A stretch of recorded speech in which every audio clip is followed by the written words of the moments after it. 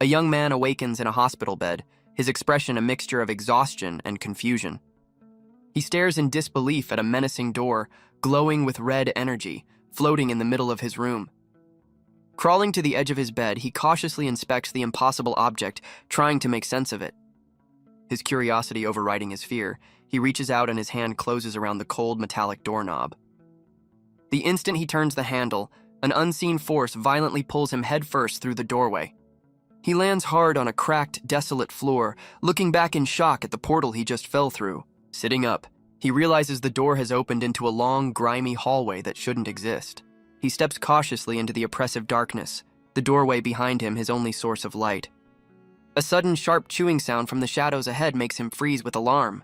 The disturbing sounds of crunching and feasting echo from the pitch blackness, growing ever closer. The source of the feasting is revealed, a colossal, three-eyed skeleton dripping with gore. The creature unleashes a terrifying roar, its power sending the man stumbling back in absolute panic. With a panicked apology, he dives back through the portal and slams the door shut on the horrors within. Catching his breath, he turns around to find the impossible door has vanished, leaving only a wisp of dark energy. A disembodied voice suddenly congratulates him for awakening an ability called World Link, declaring it has finally found him.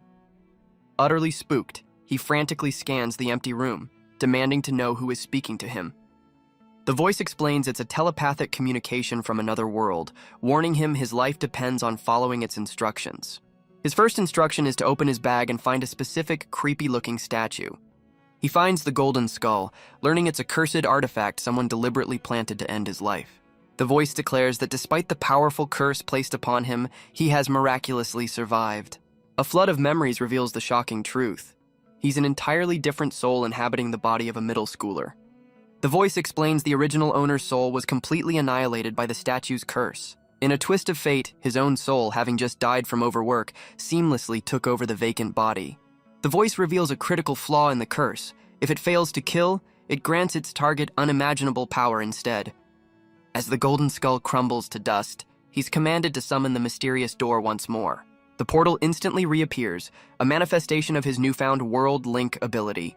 A system window pops up, bestowing him the title Polite Person for his surprisingly courteous escape. He inspects the new title, a damaged passive skill that gives others a slightly better impression of him. The voice warns that the ones who cursed him will soon realize he survived and are likely on their way. The terrifying world he stumbled into is finally given a name, now glowing ominously on the door: the Nightmare Realm. The voice reveals its own imprisonment, commanding him to grow strong, conquer the Nightmare Realm, and set it free. He clenches his fists in frustration, unable to find any enemies in the body's memories who would want him dead. Realizing he's defenseless, he equips the Polite Person title, planning to re-enter the portal to earn a better one. Despite his fear of the skeleton, he grabs the handle, forming a risky plan to stay near the exit and attempt communication.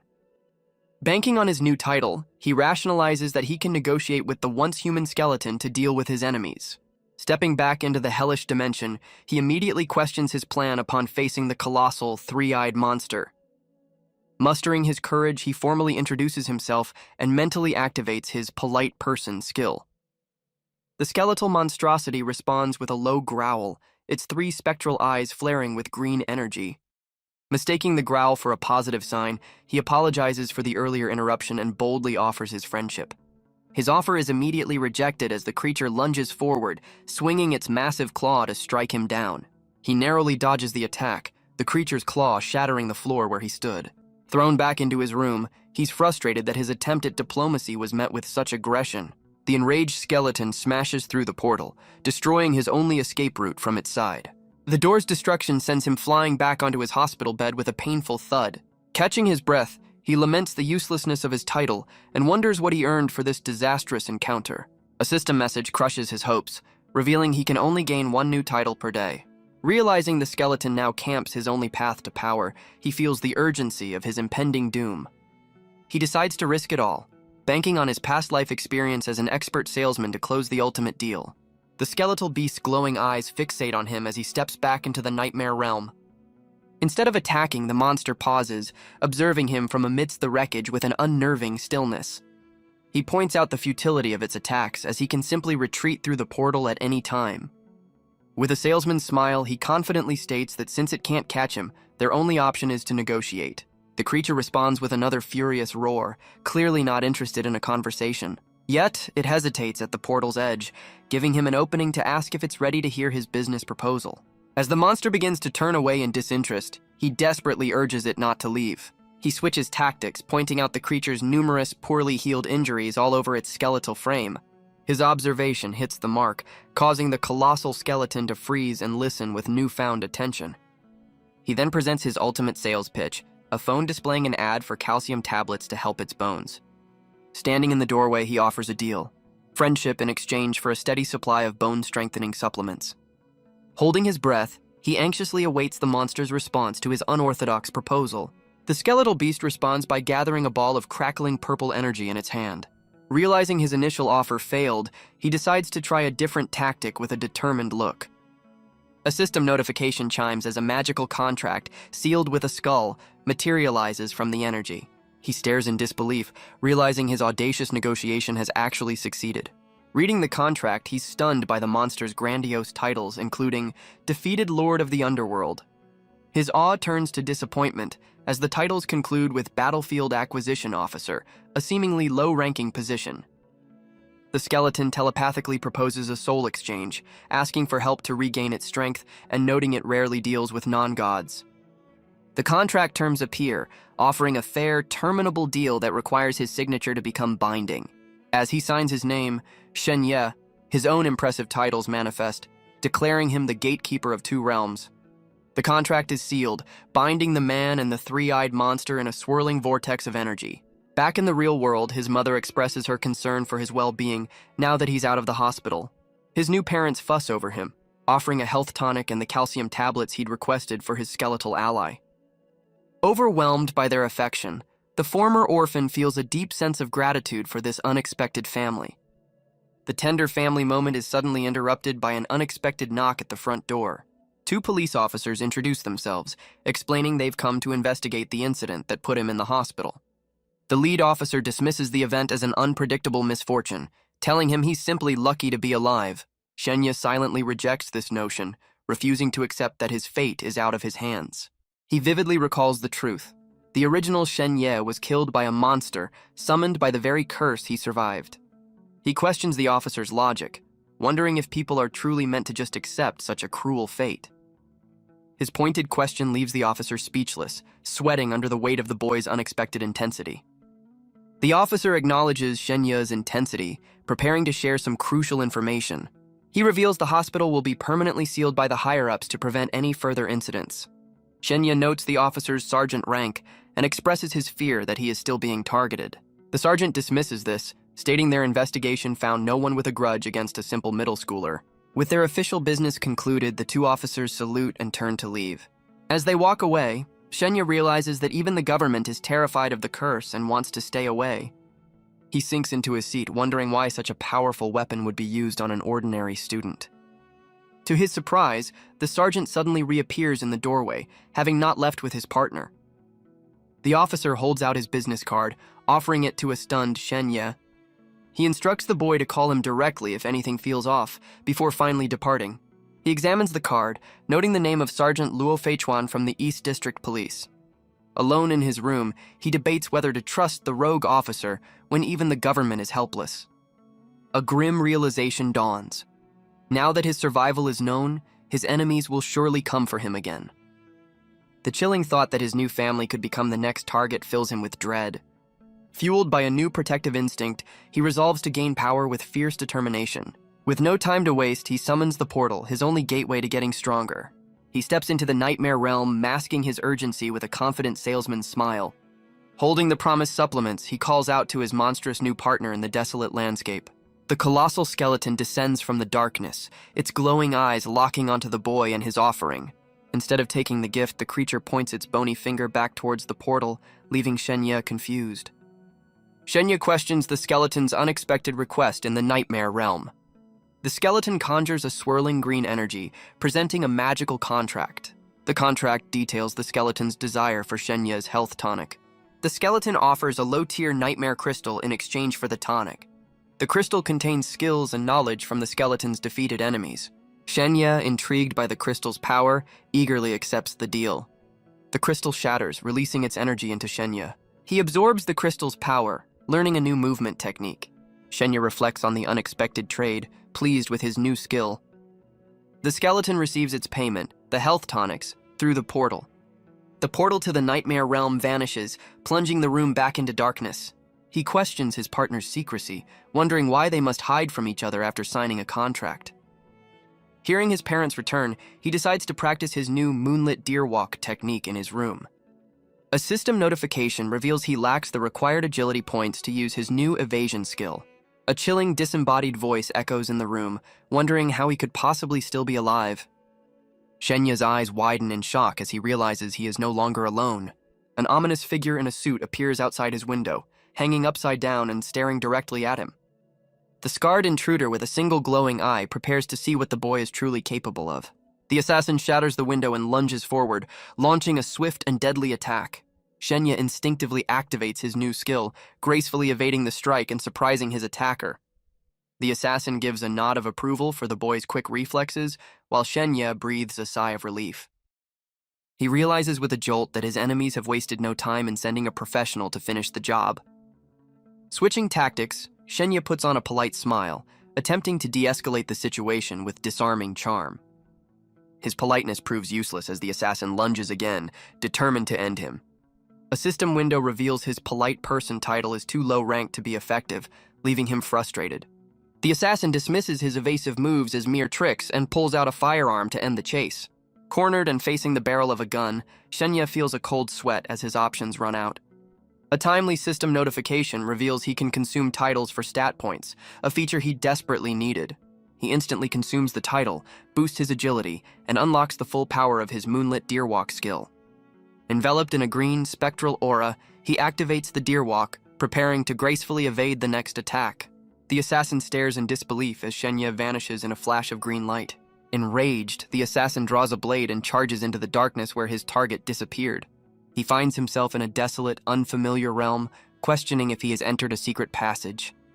Shenya cheekily waves goodbye from a doorway, revealing the assassin has been lured into a trap. Realizing he's been outplayed, the assassin desperately lunges towards the closing portal. A monstrous three-eyed creature suddenly emerges from the shadows, blocking the assassin's path.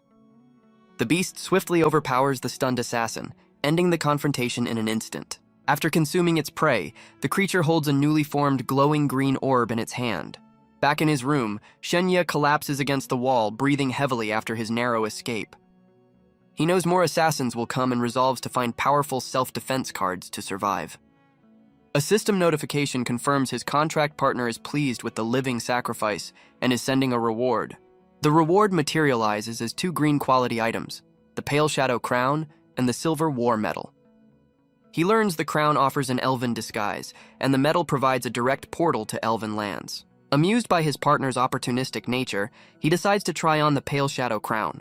In a flash of magical energy, the crown transforms him into a striking, golden-haired elf. He excitedly checks his reflection, realizing the disguise is perfect for his future plans to raid the elven territory. A voice calls his name from outside the door, and he panics, thinking another assassin has found him. The visitor identifies himself as Chen Haoyu, expressing immense relief that Shenya is safe. Recognizing his best friend's name, he hastily removes the crown to return to his normal appearance. The moment the door opens, his distraught friend tackles him in a hug, overcome with guilt and relief. Shenya reassures Haoyu, claiming his recent troubles were just bad luck. Shenya's mother returns home, inquiring about his father's whereabouts. She reveals his father is seeking more health tonics from his grandfather. Haoyu is astonished by the family's access to rare and expensive tonics. Haoyu urges Shenya to focus on his upcoming high school entrance exams. Shenya is reminded of the original body owner's academic pressures. He recalls the curse caused him to miss the first exam due to hospitalization.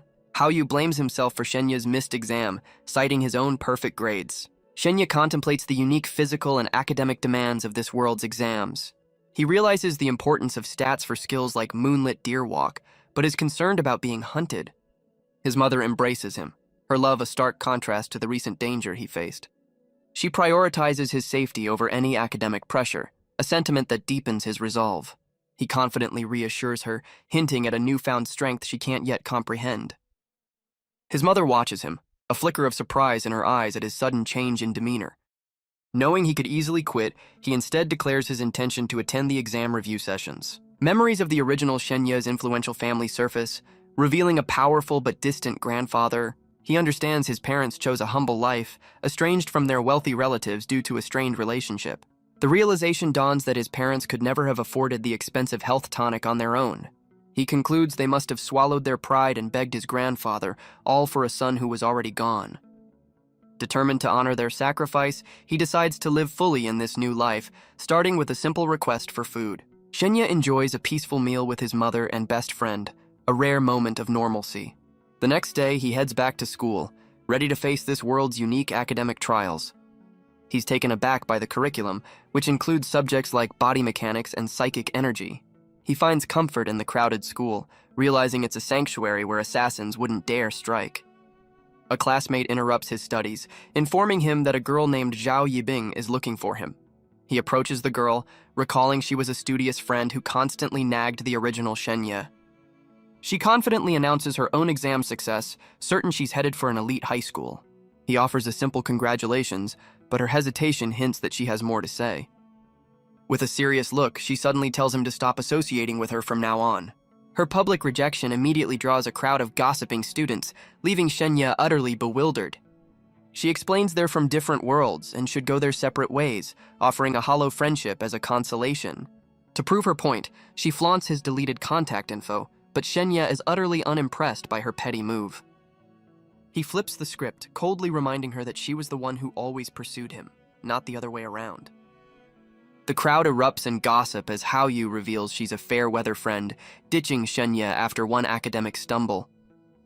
Another girl jumps to Yibing's defense, scolding Shenya for being ungrateful and a disappointment. Yibing puts on a tearful display, trying to paint herself as the heartbroken victim in their public breakup. Seeing right through her act, Shenya scoffs at her attempt to guilt-trip him and prepares to turn the tables. He loudly declares that her gifts were just a way to control him and that he has every right to find someone better. He offers to pay her back for everything she ever gave him, decisively ending their association for good. Her friend explodes with rage at his audacity, while Yibing is left stunned and humiliated by his brutal counterattack. The crowd turns on Shenya, calling him a scumbag for humiliating the supposedly heartbroken Yibing.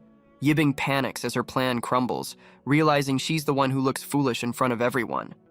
Just as Shenya tries to leave, a burly student angrily steps in to block his path. The student snarls that Shenya isn't going anywhere until Yibing says he can. Shenya coolly identifies his new opponent as Sun Ming, the third-ranked student, and tells him to move. Sun Ming boasts about his newfound strength, threatening to hurt Shenya if he doesn't apologize immediately. Shenya's demeanor shifts dramatically, appearing to surrender as he reluctantly agrees to apologize. He turns to Yibing with a look of defeat, conceding that she has won their public spat.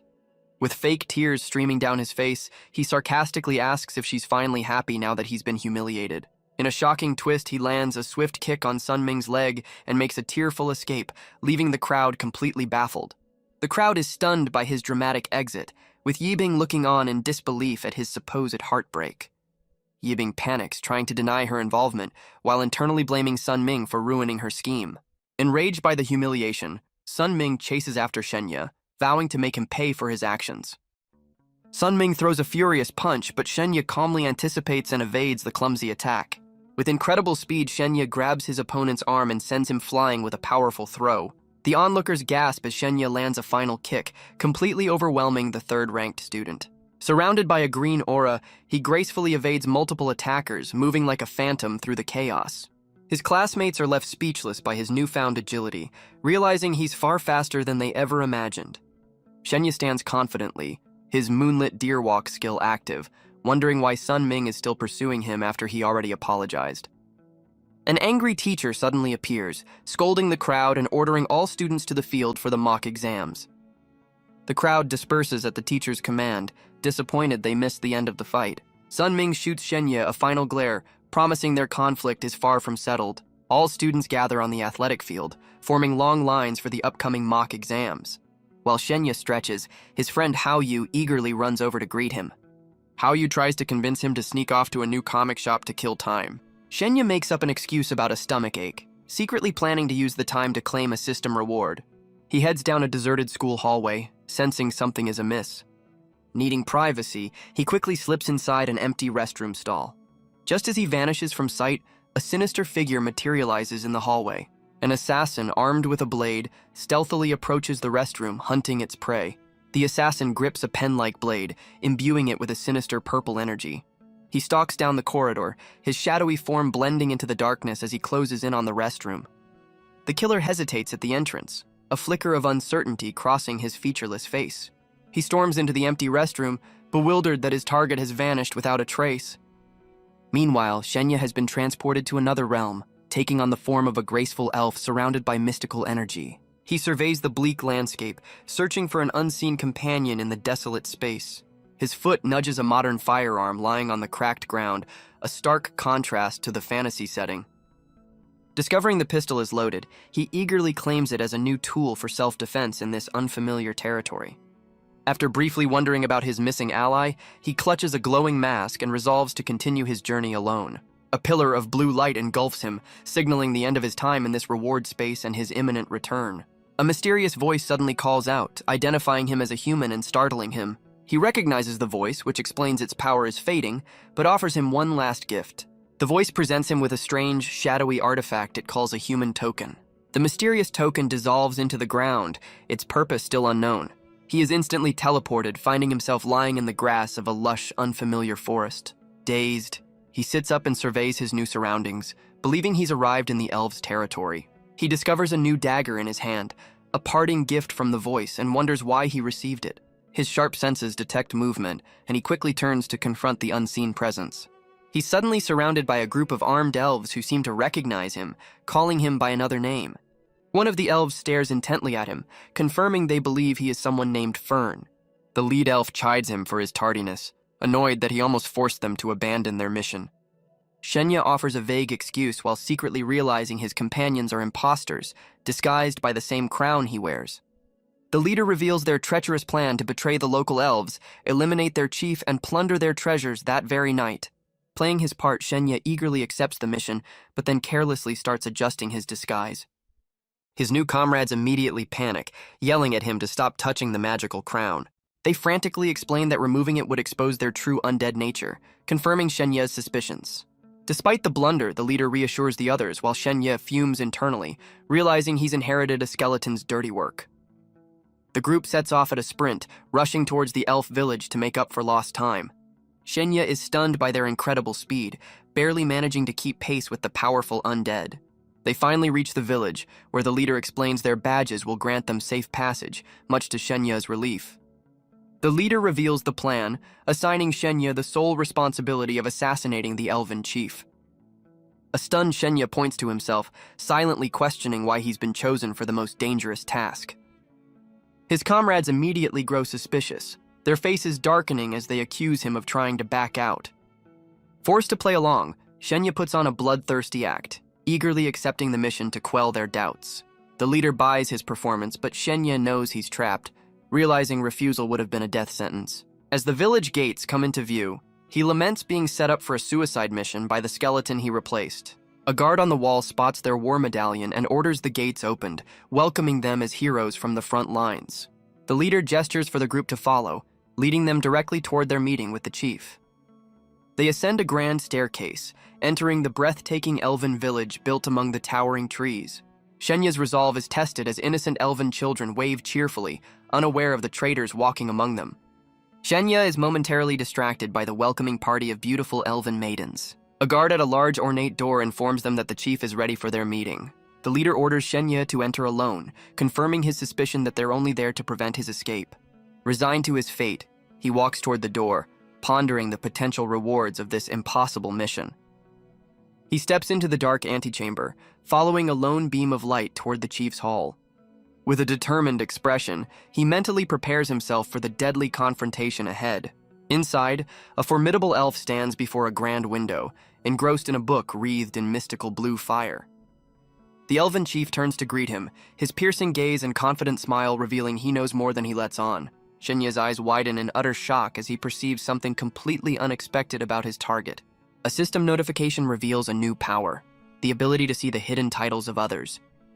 He's stunned to see the Elf Chief's overwhelming list of titles, including Grandmaster of Arcane Arts and one of the 5 world heads. In stark contrast, Shenya's own title is revealed to be the laughably simple, polite person. He realizes the mission is impossible, knowing even his powerful undead allies wouldn't stand a chance against such a being. As the chief watches him, Shenya silently vows to get revenge on the skeleton who trapped him in this deadly situation. The chief warmly welcomes him as a valiant soldier, completely oblivious to the assassination plot. With a casual display of power, the chief surprises Shenya by casting a teleportation spell. Shenya finds himself at a celebratory banquet, where the chief invites him to join the festivities. His comrades reveal the plan. He must attack the chief during the banquet while they create a diversion for their own escape. Nervously eating, he accepts that he's on a suicide mission and desperately tries to think of a way out. His strategic planning is suddenly interrupted when an elven maiden asks him for a dance. She expresses her desire to dance with a hero from the front lines, her eyes full of admiration. He reluctantly accepts her invitation, claiming he's a poor dancer, but she graciously offers to lead. They take to the floor, moving in a surprisingly elegant dance surrounded by a swirl of magical butterflies. While his partner enjoys the dance, Shenya's awkward expression betrays his inner turmoil. He internally curses his situation, unable to enjoy the moment while desperately searching for an escape plan. His dance partner notices his silence, wondering if the horrors of war have taken a toll on his spirit. He deflects her concern by apologizing for his dancing and smoothly asks for her name, which she reveals is Lainey. Seizing an opportunity, he offers to perform a magic trick as an apology, which delights the young elf immensely. Lainey wagers her bracelet on his performance, playfully warning him that the trick had better be impressive. With unwavering confidence, he accepts her challenge and prepares to put his mysterious new plan into action. Shenya grandly captures the attention of the entire banquet, promising a magic trick unlike any they've ever witnessed. With a confident smirk, he announces his grand illusion. He will transform himself into a human. The elven crowd, especially Lainey, erupts with excitement, eagerly encouraging him to perform the unheard-of feat. His undead companions are baffled, with one praising Fern's cleverness, while the others question his ability to pull it off. Locking eyes with the audience, he slowly reaches for the magical crown, building the suspense for his grand reveal. He removes the crown, reverting to his human form in a flash of green light and dedicating the trick to a stunned Lainey. Lainey and the surrounding elves stare in wide-eyed wonder, completely mesmerized by his transformation. The crowd cheers in amazement at the successful trick, and an impressed Lainey asks him to change back. Shenya smugly explains that the secret to his transformation was simply taking off the crown. He then turns the tables, pointing at his panicked comrades and announcing they can do the exact same trick, sealing their fate. He reveals the grim truth. Removing their crowns will expose them as the undead monsters they truly are. The word undead sends a shockwave through the hall, conjuring images of their monstrous, red-eyed enemies. Elven guards instantly raise their spears, declaring a red alert as the banquet descends into chaos. Shenya calmly strolls toward a mysterious door, promising to return after his brothers finish their transformation. He lies back into the coffin-like portal, waving a final casual farewell to the bewildered Lainey. In a wisp of dark magic, he vanishes completely, leaving the elves to question what just happened. A composed Lainey takes command, ordering the guards to capture the 3 exposed undead infiltrators. Before the undead can even react, powerful vines shoot up from the ground, ensnaring them instantly. The vines tighten into inescapable cocoons as a powerful voice reveals he was merely playing along with the traitors. The elven chief appears, admitting he knew of their plot and finds it ironic that a human orchestrated their downfall. The trapped undead desperately tries to plead his case, claiming it's all a misunderstanding. But his illusion shatters, revealing his terrifying, multi-eyed true form as the magical crown falls away. The chief inspects the crown, impressed by its powerful magic and realizing it's the key to exposing all undead spies. With a grateful expression, the elven leader acknowledges the immense debt he now owes the mysterious human. Back in the subdued banquet hall, Lainey stares blankly, coming to terms with the hero's sudden departure. A stark realization dawns on her. The charming human who saved them will never return. Meanwhile, Shenya reappears in the dark void, reflecting on his high-stakes gamble and the portal's strange adaptability. His contemplation is cut short as he senses a presence, turning to find the red skeleton lurking in the shadows. Furious, Shenya confronts the skeleton, accusing it of feasting while he was risking his life. The skeleton is shocked to see him alive, while Shenya furiously realizes the creature can speak and had intentionally sent him to his doom. The skeleton demands to know how Shenya survived, offering payment, but the furious human declares he holds a grudge. To demonstrate its sincerity, the skeleton materializes a powerful necromantic spell as a peace offering. Shenya erupts in fury, feeling insulted that the skeleton believes a mere trinket can erase a near-death experience. The skeleton calmly explains it chose him because, as a human, he had a chance of survival that an undead never would. As a true apology, it presents a legacy nightmare crystal, containing 3 powerful innate abilities for him to inherit. It reveals the crystal is the priceless foundation of its power, and the only reason its enemies haven't destroyed it. Flustered but tempted, Shenya accepts the gift, pretending his principles are forcing him to forgive the skeleton's sincerity. The scene shatters, revealing a formidable skeleton king on a throne, the true source of the voice and power. The king unleashes 3 glowing orbs, representing the ancient abilities, which fly directly toward Shenya. With glowing purple eyes, the king commands him to choose one of the powers and make it his own. The first choice is Murmurs of the Dark, a skill to extract secrets from the deceased. The second option is Sacred Bone Body, offering a brief, life-saving invincibility. The final power is Necromantic Resurrection, a primordial art for reviving the undead. Shenya analyzes his options, dismissing the resurrection and invincibility skills as impractical for his current needs. He decisively chooses Murmurs of the Dark, prioritizing information over raw power. As he crushes the crystal, a torrent of green energy surges through him, marking his absorption of the new power. The ability activates, and he can now hear the whispers of the dead, much to the skeleton's disbelief. The skeleton reveals that no necromancer has ever chosen this information-gathering skill over the more combat-oriented ones.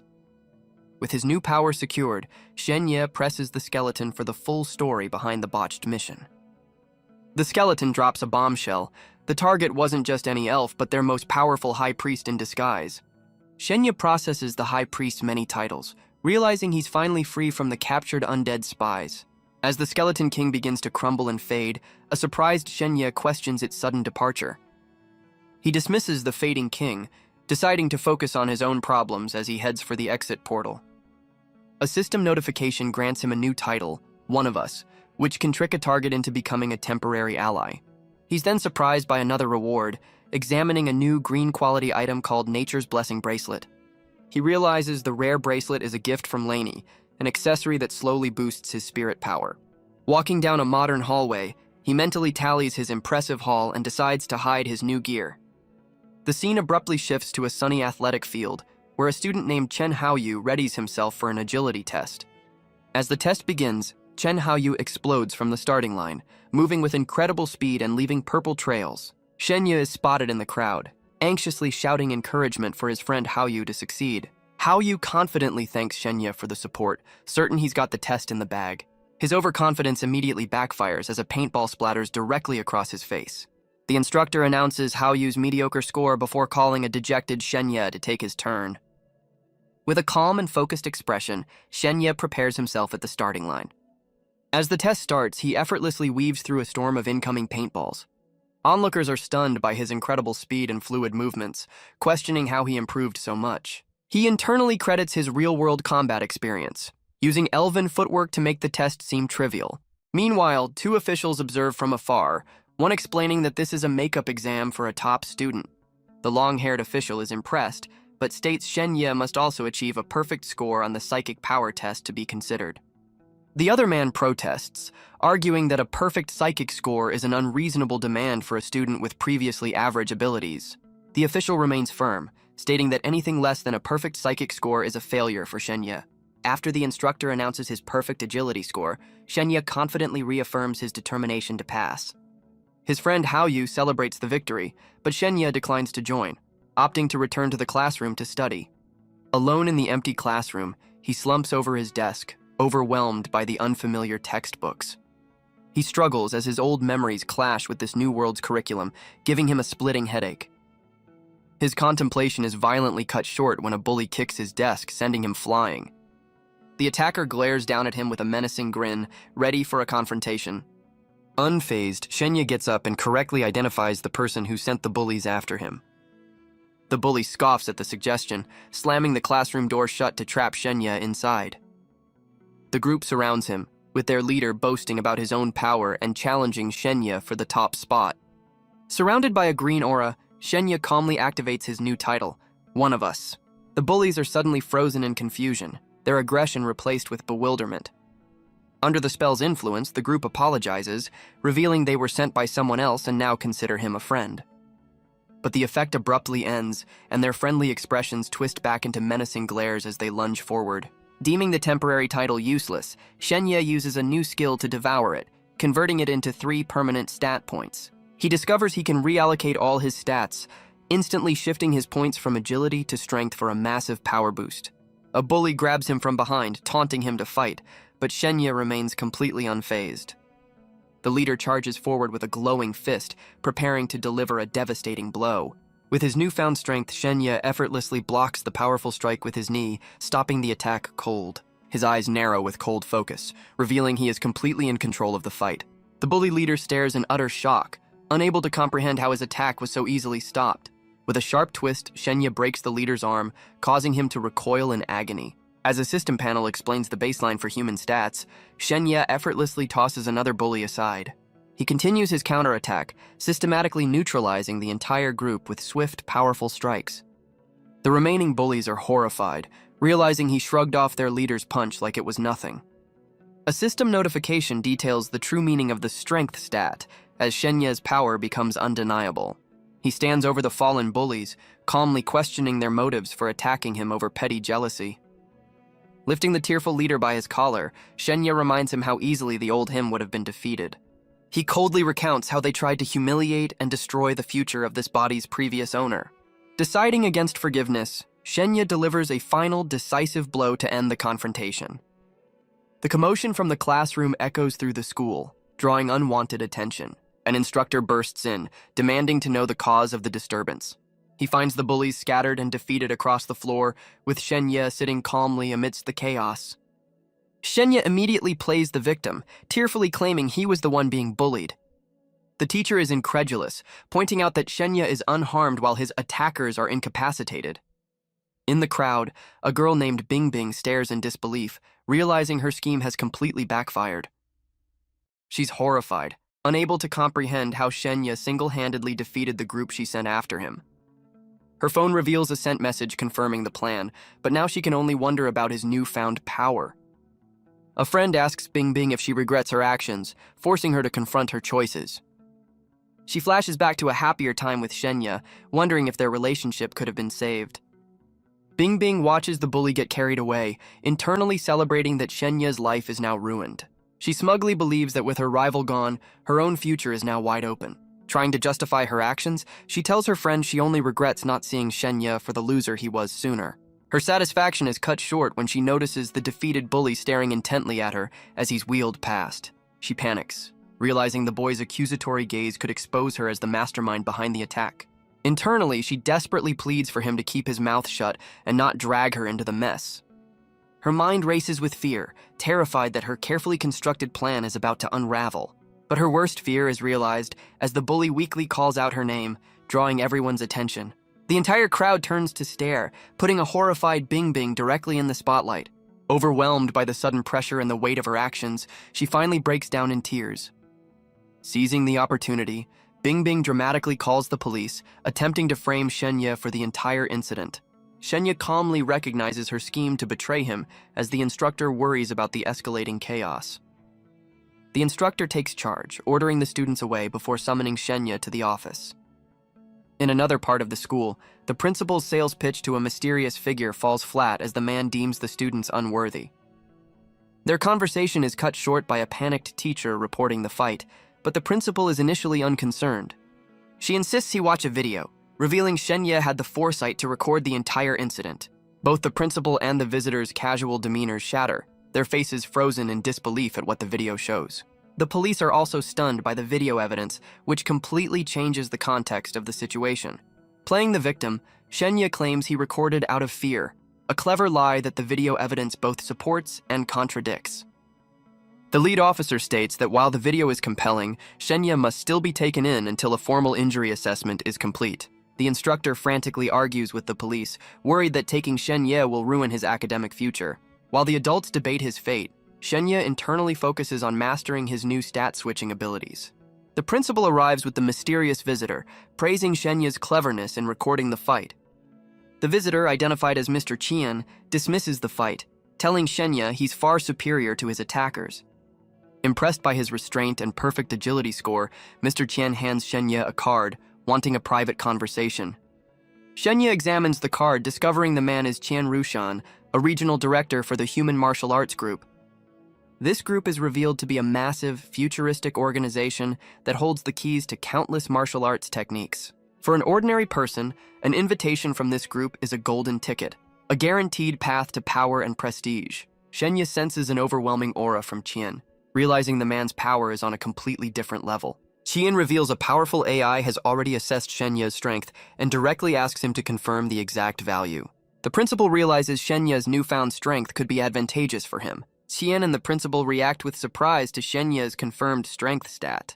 Mr. Qian explains the significance of a 5-strength stat, impressed by Shenya. He elaborates on the capabilities of someone with a 5-strength stat at Shenya's age. Mr. Qian offers Shenya a chance to join his group and undergo a strength retest. He explains the unusual circumstances allowing for a retest of Shenya's abilities. Shenya eagerly accepts Mr. Qian's offer to join the prestigious group. Mr. Qian casually inquires about Shenya's psychic power stat. Shenya strategically downplays his psychic power, claiming a score of 3. The principal and the instructor are shocked by Shenya's supposedly high psychic power. Mr. Qian challenges Shenya to prove his psychic power by moving a nearby chair. Shenya internally reallocates his stats, channeling a blue aura to perform the feat. Seeing this, the police captain abruptly orders his men to pack up and leave the scene. He explains that a talent with Shenya's stats is destined for greatness and beyond their authority. Shenya successfully levitates the chair, relieved that his bluff worked perfectly. Overjoyed by the display, Mr. Qian erupts in celebration, even breaking into a triumphant song. As the principal and instructor celebrate, Mr. Qian dismisses them to speak with Shenya privately. Once they are alone, Mr. Qian calmly lights a cigarette, his demeanor shifting. He exhales a cloud of smoke and asks Shenya a very personal question about his ultimate goal in life. Shenya cleverly claims his goal is to achieve a status like Mr. Qian's, but the director prods him for his true desire. Shenya confesses his true desire is to be strong enough to protect his family and never be a victim again.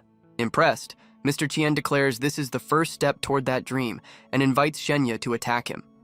After a brief, cheeky insult, the director clarifies he wants a physical demonstration, not verbal sparring. Shenya quickly agrees, reallocating his stats to maximize his strength for the coming test. He unleashes a powerful punch, his fist glowing with a menacing red aura as he lunges forward. Mr. Qian's expression sharpens, his eyes tracking the attack with unnerving calm. Suddenly, Shenya finds himself frozen in place, unable to move as a strange energy crackles around him. The director reveals this is an immobilization technique and offers to teach the stunned student. As Shenya eagerly accepts, Mr. Qian warns him to pay attention before pulling a gun from his coat. The lesson takes a terrifying turn as Mr. Qian points the weapon directly at Shenya's face. In a terrifying lesson, Mr. Qian fires the gun right past his own head with unnerving calm. He explains to the horrified Shenya that this is a secret technique for blocking all projectiles. The bullet stops dead in the air, held by a psychic field so powerful it can deflect even sniper fire. Impressed by Shenya's quick thinking, the director formally invites him to join the Hidden Dragon Project. The project offers a chance to enter the world's top 3 high schools, but only after passing their unique and grueling entrance exam.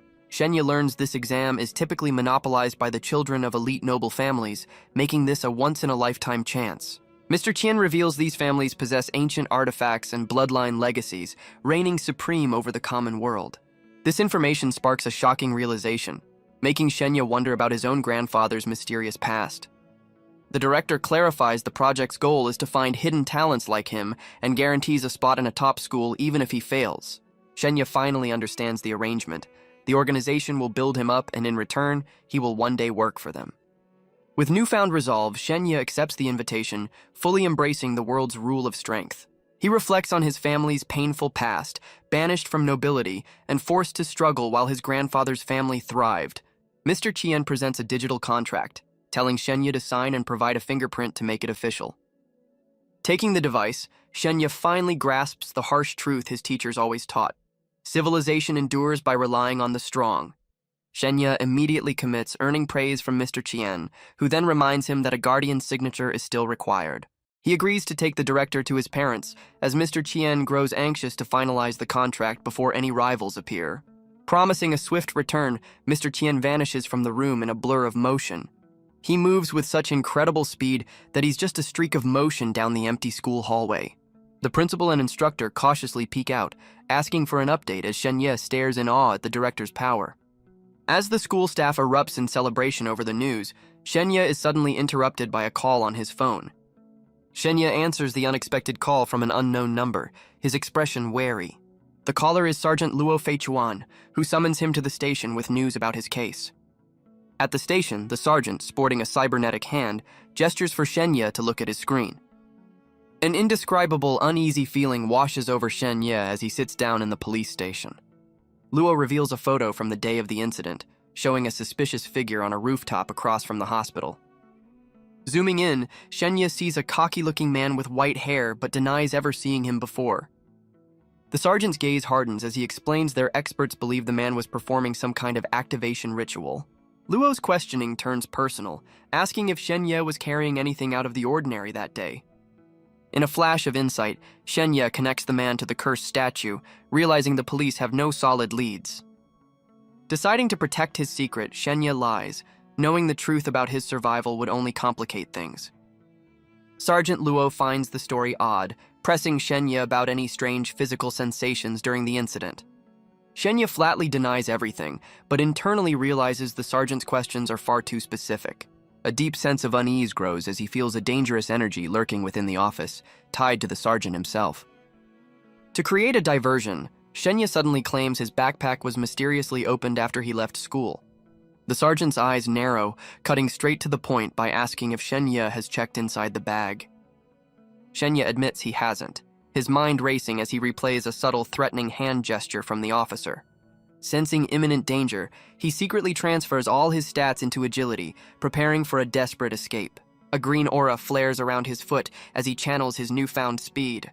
He prepares a spatial escape route beneath him, ready to stomp and fall through the floor if the sergeant makes a move. The tense standoff is suddenly broken by the sharp ring of a phone, startling them both. Shenya sees the ringing phone as a perfect distraction and tries to excuse himself. The sergeant answers the call, but orders Shenya to remain seated, his gaze unyielding. A chilling voice on the other end of the line delivers a death threat directly to the sergeant. Suddenly, a massive wave of red energy explodes from the sergeant, throwing the office into chaos. Shenya quickly understands the attack isn't for him, it's a targeted hit on the police officer. Enveloped in the strange energy, the sergeant recognizes the technique and scoffs at the attacker's audacity.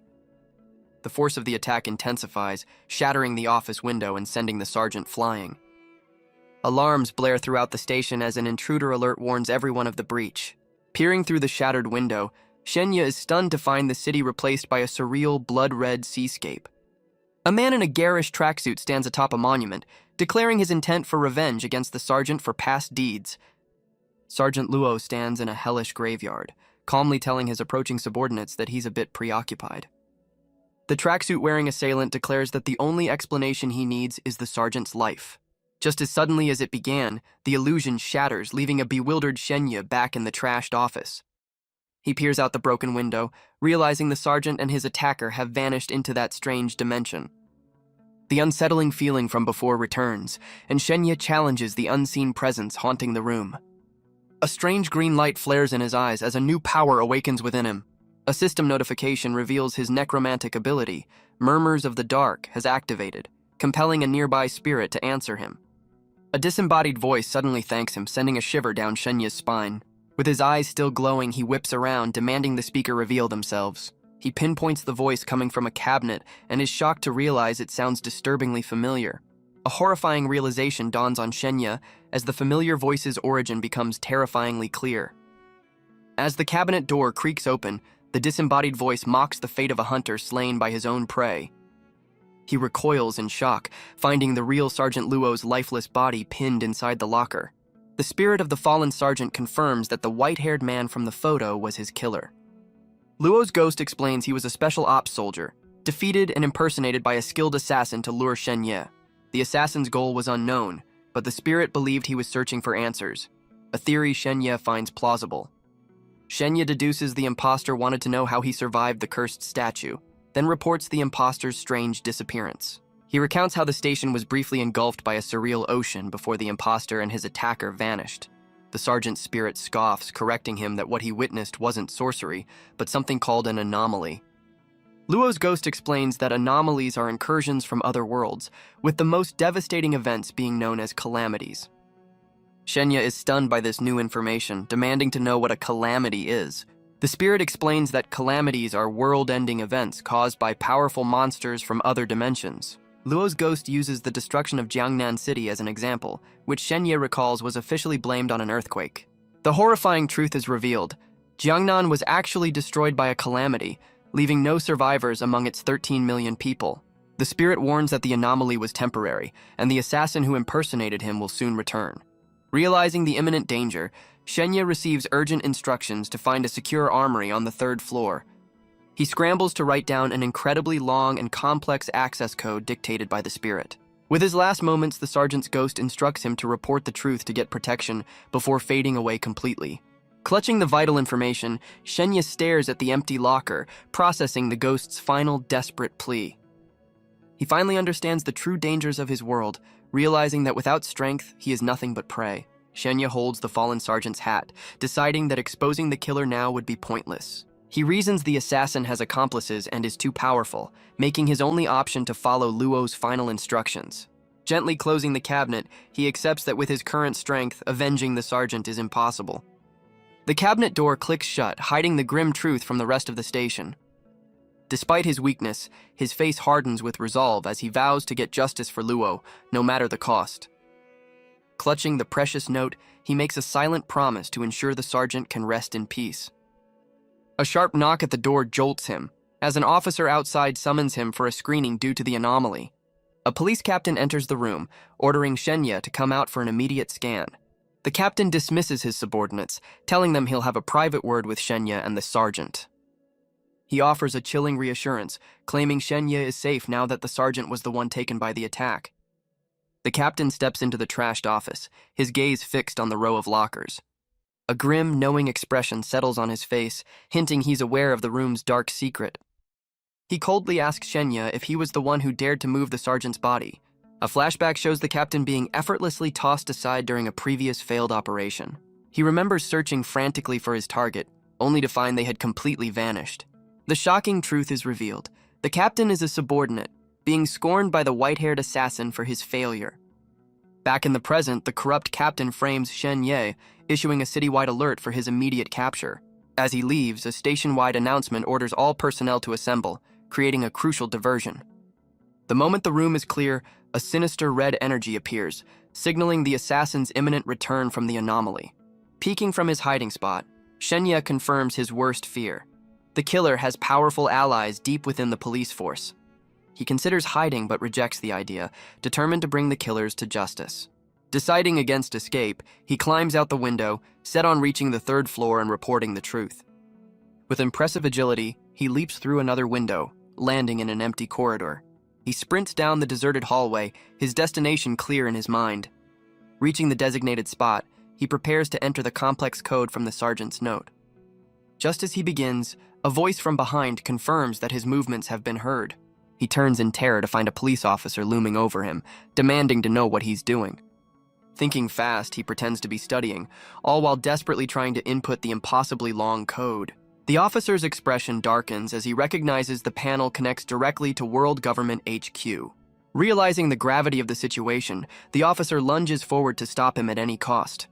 Just as the officer attacks, Shenya summons a mysterious shadowy door, blocking the strike and stunning his pursuer.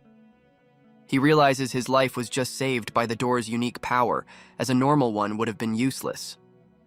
The officer scoffs, unimpressed, and yanks his weapon free from the resilient barrier. He leaps forward again, bringing his blade down with deadly force on the vulnerable Shenya. But Shenya counters with another strange power, a swirling red shield that warps the space around him. Enraged by the unexpected resistance, the officer's face contorts with murderous intent. Shenya seizes the opening, using the door as a weapon to slam the officer against the wall. Pinned and wounded, the officer can only struggle in disbelief at the door's immense power. With his attacker neutralized, Shenya triumphantly enters the final digit of the complex code. The system accepts the code, activating a top-level AI that confirms all of Shenye's claims and dispatches elite backup. The AI announces the mobilization of District Manager Chen Rushan, who has been authorized for immediate termination. A 30-second countdown begins, but the wounded officer is confident he can eliminate Shenya and escape in time. Realizing his life is still in danger, Shenya summons his shadow door in a desperate bid to flee. The officer lunges, grabbing Shenya just as he reaches the portal, refusing to let his target get away. With the clock ticking down, the officer prepares to land a final, lethal strike on the trapped Shenya. In a blinding flash, a man in a long coat appears, striking the officer with devastating speed just as the countdown hits 1 second. Shenya is sent flying from the shockwave, witnessing the officer being utterly overwhelmed by the newcomer's power. The mysterious savior, Manager Chen, coolly states that the only true defense is an attack too fast to be seen. With the threat reduced to a mere stain on the wall, Shenya gives his rescuer an enthusiastic thumbs up. Now safe in a National Security Bureau office, Manager Qian questions Shenya about the complex passcode he used. Shenya reveals the sergeant knew he was being hunted by a sinister group called the Silent Church. Manager Qian lights a cigarette, grimly noting that Luo's strong sense of justice was probably his downfall. He discloses that the assassin is from the League of Assassins, but their powerful employer remains a mystery. Shenya correctly guesses the employer is wealthy, but Qian wonders why they're targeting a mere student. Confused, Shenya asks why the sergeant didn't use the powerful Kunlun AI to save himself. Qian clarifies that Kunlun is a top-tier government AI that only responds to special passcodes like the one Shenya used. The shocking truth is revealed. Sergeant Luo couldn't call for help because his main weapon had been secretly compromised. A colleague presents Luo's exosuit hand, explaining it was disabled by a virus planted deep within its system. The gauntlet suddenly powers on, proving it was sabotaged by an insider to fail Luo at the critical moment. Shenya finally understands the sergeant's last words, moved by the officer's unwavering dedication to justice. Shenya is struck by the tragic reality that the sergeant died without even a chance to fight back. Manager Qian officially welcomes Shenya to his team, preparing to impart his first lesson in their dangerous world. He offers a grim piece of wisdom. Humans with ill intentions are a far greater threat than any monster. Taking the lesson to heart, Shenya's expression hardens with newfound resolve. As Chen prepares to leave, Shenya asks about the fate of the assassin and the corrupt captain still inside the anomaly. Qian dismisses the question, explaining that specialized teams handle such unpredictable threats and they must leave immediately. He recounts a terrifying story of a skin-wearing creature that once destroyed half the city, justifying his extreme caution. A sudden, bright flash from the direction of the police station interrupts their conversation, startling Chen. Qian immediately makes a call, requesting an urgent background check on someone named Xiao Mengyu and her connection to Sergeant Luo. The information he receives over the phone is clearly shocking, as he realizes the situation has just become much more dire. Shenya wonders about the identity of Xiao Mengyu, sensing her connection to the late sergeant. His father interrupts, insisting Shenya must make a critical decision before proceeding, prompting Chen to give them space. In a private moment, his parents reveal a stunning secret. He is a descendant of the illustrious Sanjin Shen clan. Shenya recalls reading that his clan was one of the few to inherit divine powers and artifacts, confirming his extraordinary lineage. His mother recounts how his father, once a prodigy, was exiled from the family for choosing love over an arranged marriage. His father explains that Shenya's immense talent is their ticket back into the family, offering him access to unimaginable resources.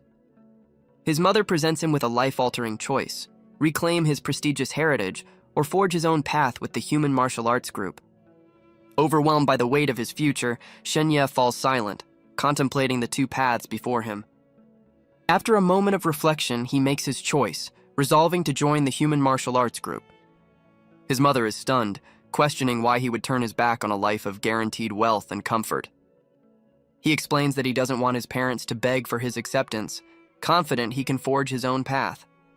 His parents respect his choice, proud that their son has grown up, and his father leaves to inform Manager Qian. Shenya recalls the cold rejection his family faced from his grandfather and the rest of the clan during their visits. He contrasts those bitter memories with the joy of playing with other children and the true family love he now understands. With the contract signed, Shenya officially joins the human martial arts group, choosing his new family over the cold-hearted clan.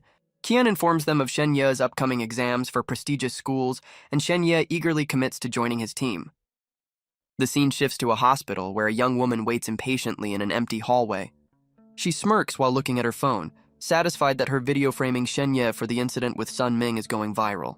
She sends a text confirming she's completed her mission to tarnish his name while preserving her own flawless reputation. She stands confidently, believing she has destroyed Shenye's future and secured her own path to becoming an untouchable figure. Just as she revels in her victory, an unexpected notification chimes on her phone. Her smug expression vanishes as she reads that her post has been removed for spreading misinformation, with threats of legal action. She reels in disbelief, unable to understand how Shenye was cleared, especially with the human martial arts group now involved. To her horror, the school is now publicly celebrating Shenye's new contract and his guaranteed admission into top schools. Her world crumbles as she collapses in the hallway, utterly defeated and questioning how Shenye achieved the impossible. Meanwhile, Shenye arrives at the impressive skyscraper headquarters of the human martial arts group. Inside an elevator, manager Qian ends a call, casually mentioning he earned merit points from the recent battle. Qian explains that merit points are a special currency for agents, but Shenye isn't yet eligible to earn them. However, a government notification surprises Shenye with a special reward for his significant contributions. As they arrive on their floor, Chen warns Shenye to lay low while he investigates the repeated attempts on his life. Chen confirms the online rumors against Shenye have been dealt with and welcomes him as an official member. A video message plays, featuring a celebrity named Xu Mulin, who warmly congratulates Shenye on his new position. She encourages him to strive for greatness and even offers him VIP tickets to her upcoming concert as a gift. Shenye is stunned into silence, realizing the message is from his all-time favorite celebrity. He then notices that everything in his new room, from the decor to the snacks, is tailored to his personal tastes.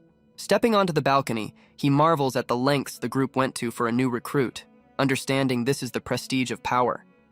From the 105th floor, he gazes at the breathtaking sunset over the city, inspired by the view from the top. With renewed determination, he vows to enter the nightmare realm again to grow stronger for his upcoming entrance exams. True to his word, a sinister, glowing door materializes before him, marking his entry into the nightmare realm. But as he steps through, he's greeted by a gruesome scene of carnage, leaving him horrified by what he finds. Realizing the danger could jeopardize his future, Shenye cautiously retreats from the gruesome scene. A faint voice calls his name from a pile of bones, revealing a familiar skeletal creature pleading for help. The creature, whom Shenye recognizes, desperately begs for a healing tonic, but Shenye has none to offer.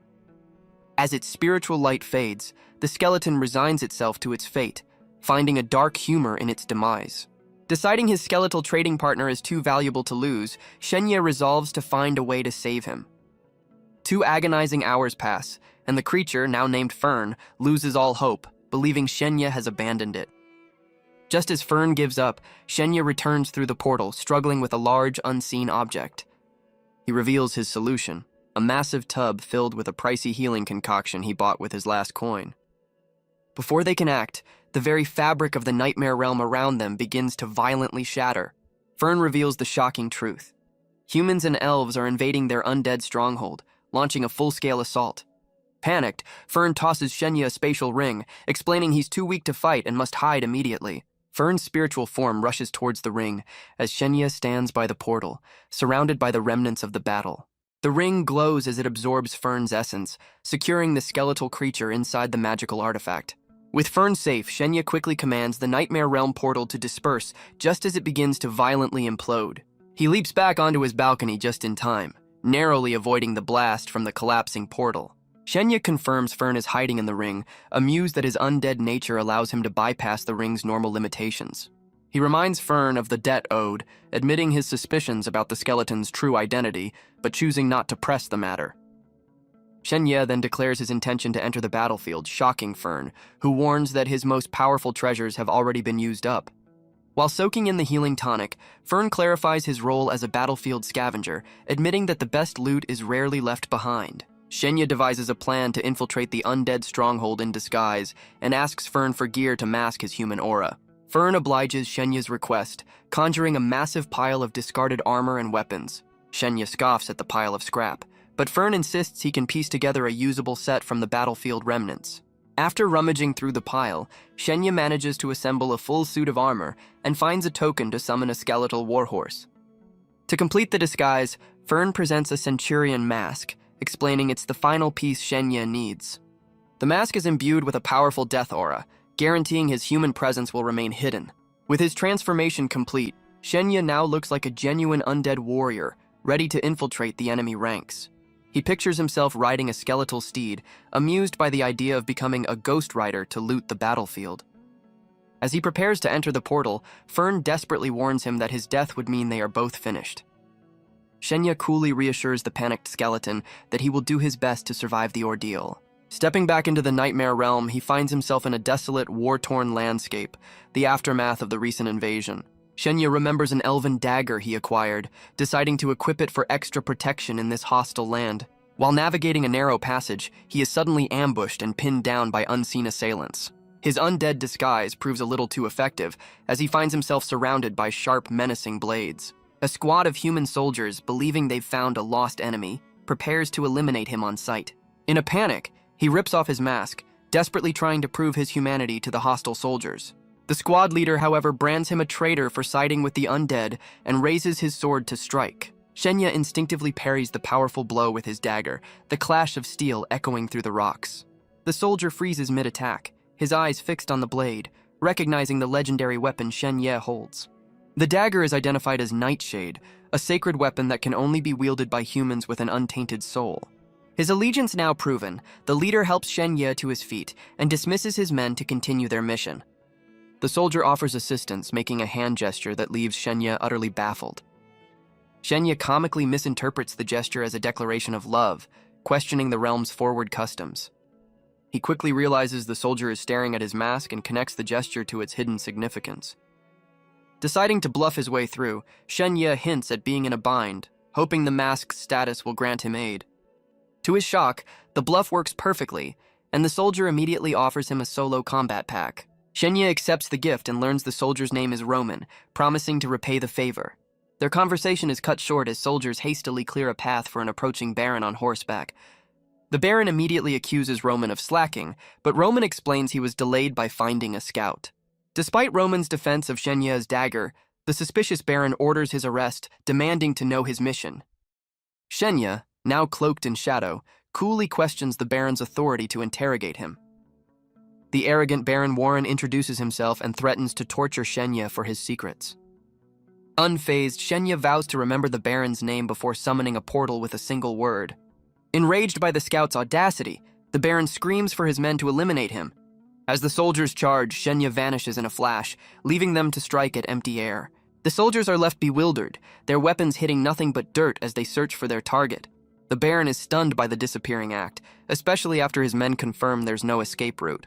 Roman calmly speculates that Shenya might be one of the rumored nameless assassins who have joined the war. He then mockingly points out the baron's foolishness in revealing his name to such a dangerous individual. The baron breaks into a cold sweat, terrified by the thought of being hunted by an elite assassin. Panicked, the baron quickly orders his troops to retreat, desperate to escape the unseen threat.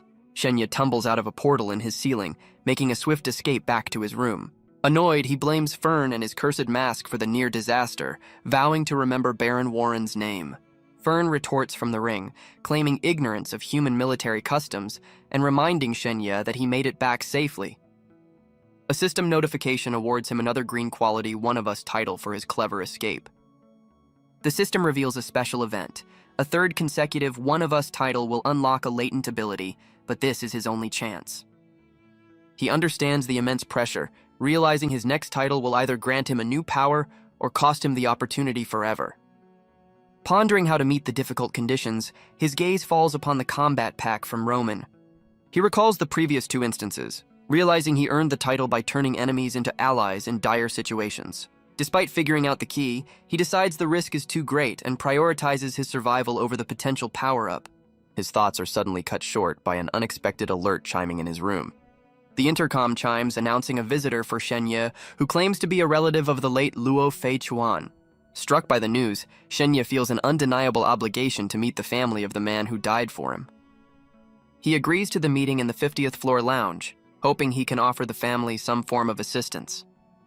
On a moonlit balcony, he finds a striking woman with long purple hair who turns to acknowledge his arrival. Shenya approaches and confirms his identity, meeting her gaze. She introduces herself as Xiao Mengyu, Luo Feichuan's sister, her powerful aura revealing the title Great Swordsman. He's completely shocked, realizing she's the second person he's ever met who possesses a title. Shenya instantly understands she is the formidable figure who had manager Qian shaking in his boots. She explains her brother died after his weapon was sabotaged by two jealous classmates during a mission. With chilling calm, Xiao Mengyu reveals she has already exacted her revenge on them. Shenya is visibly stunned by her ice-cold confession. He confirms she dealt with all three culprits, awestruck by the casual power of a great swordsman. She reveals her brother had limited talent, and she had planned a simple, protected life for him. This contradicts everything Shenya heard, as she describes how her brother was ultimately betrayed. Noticing his silence, she challenges him, asking if he believes her revenge was unjustified.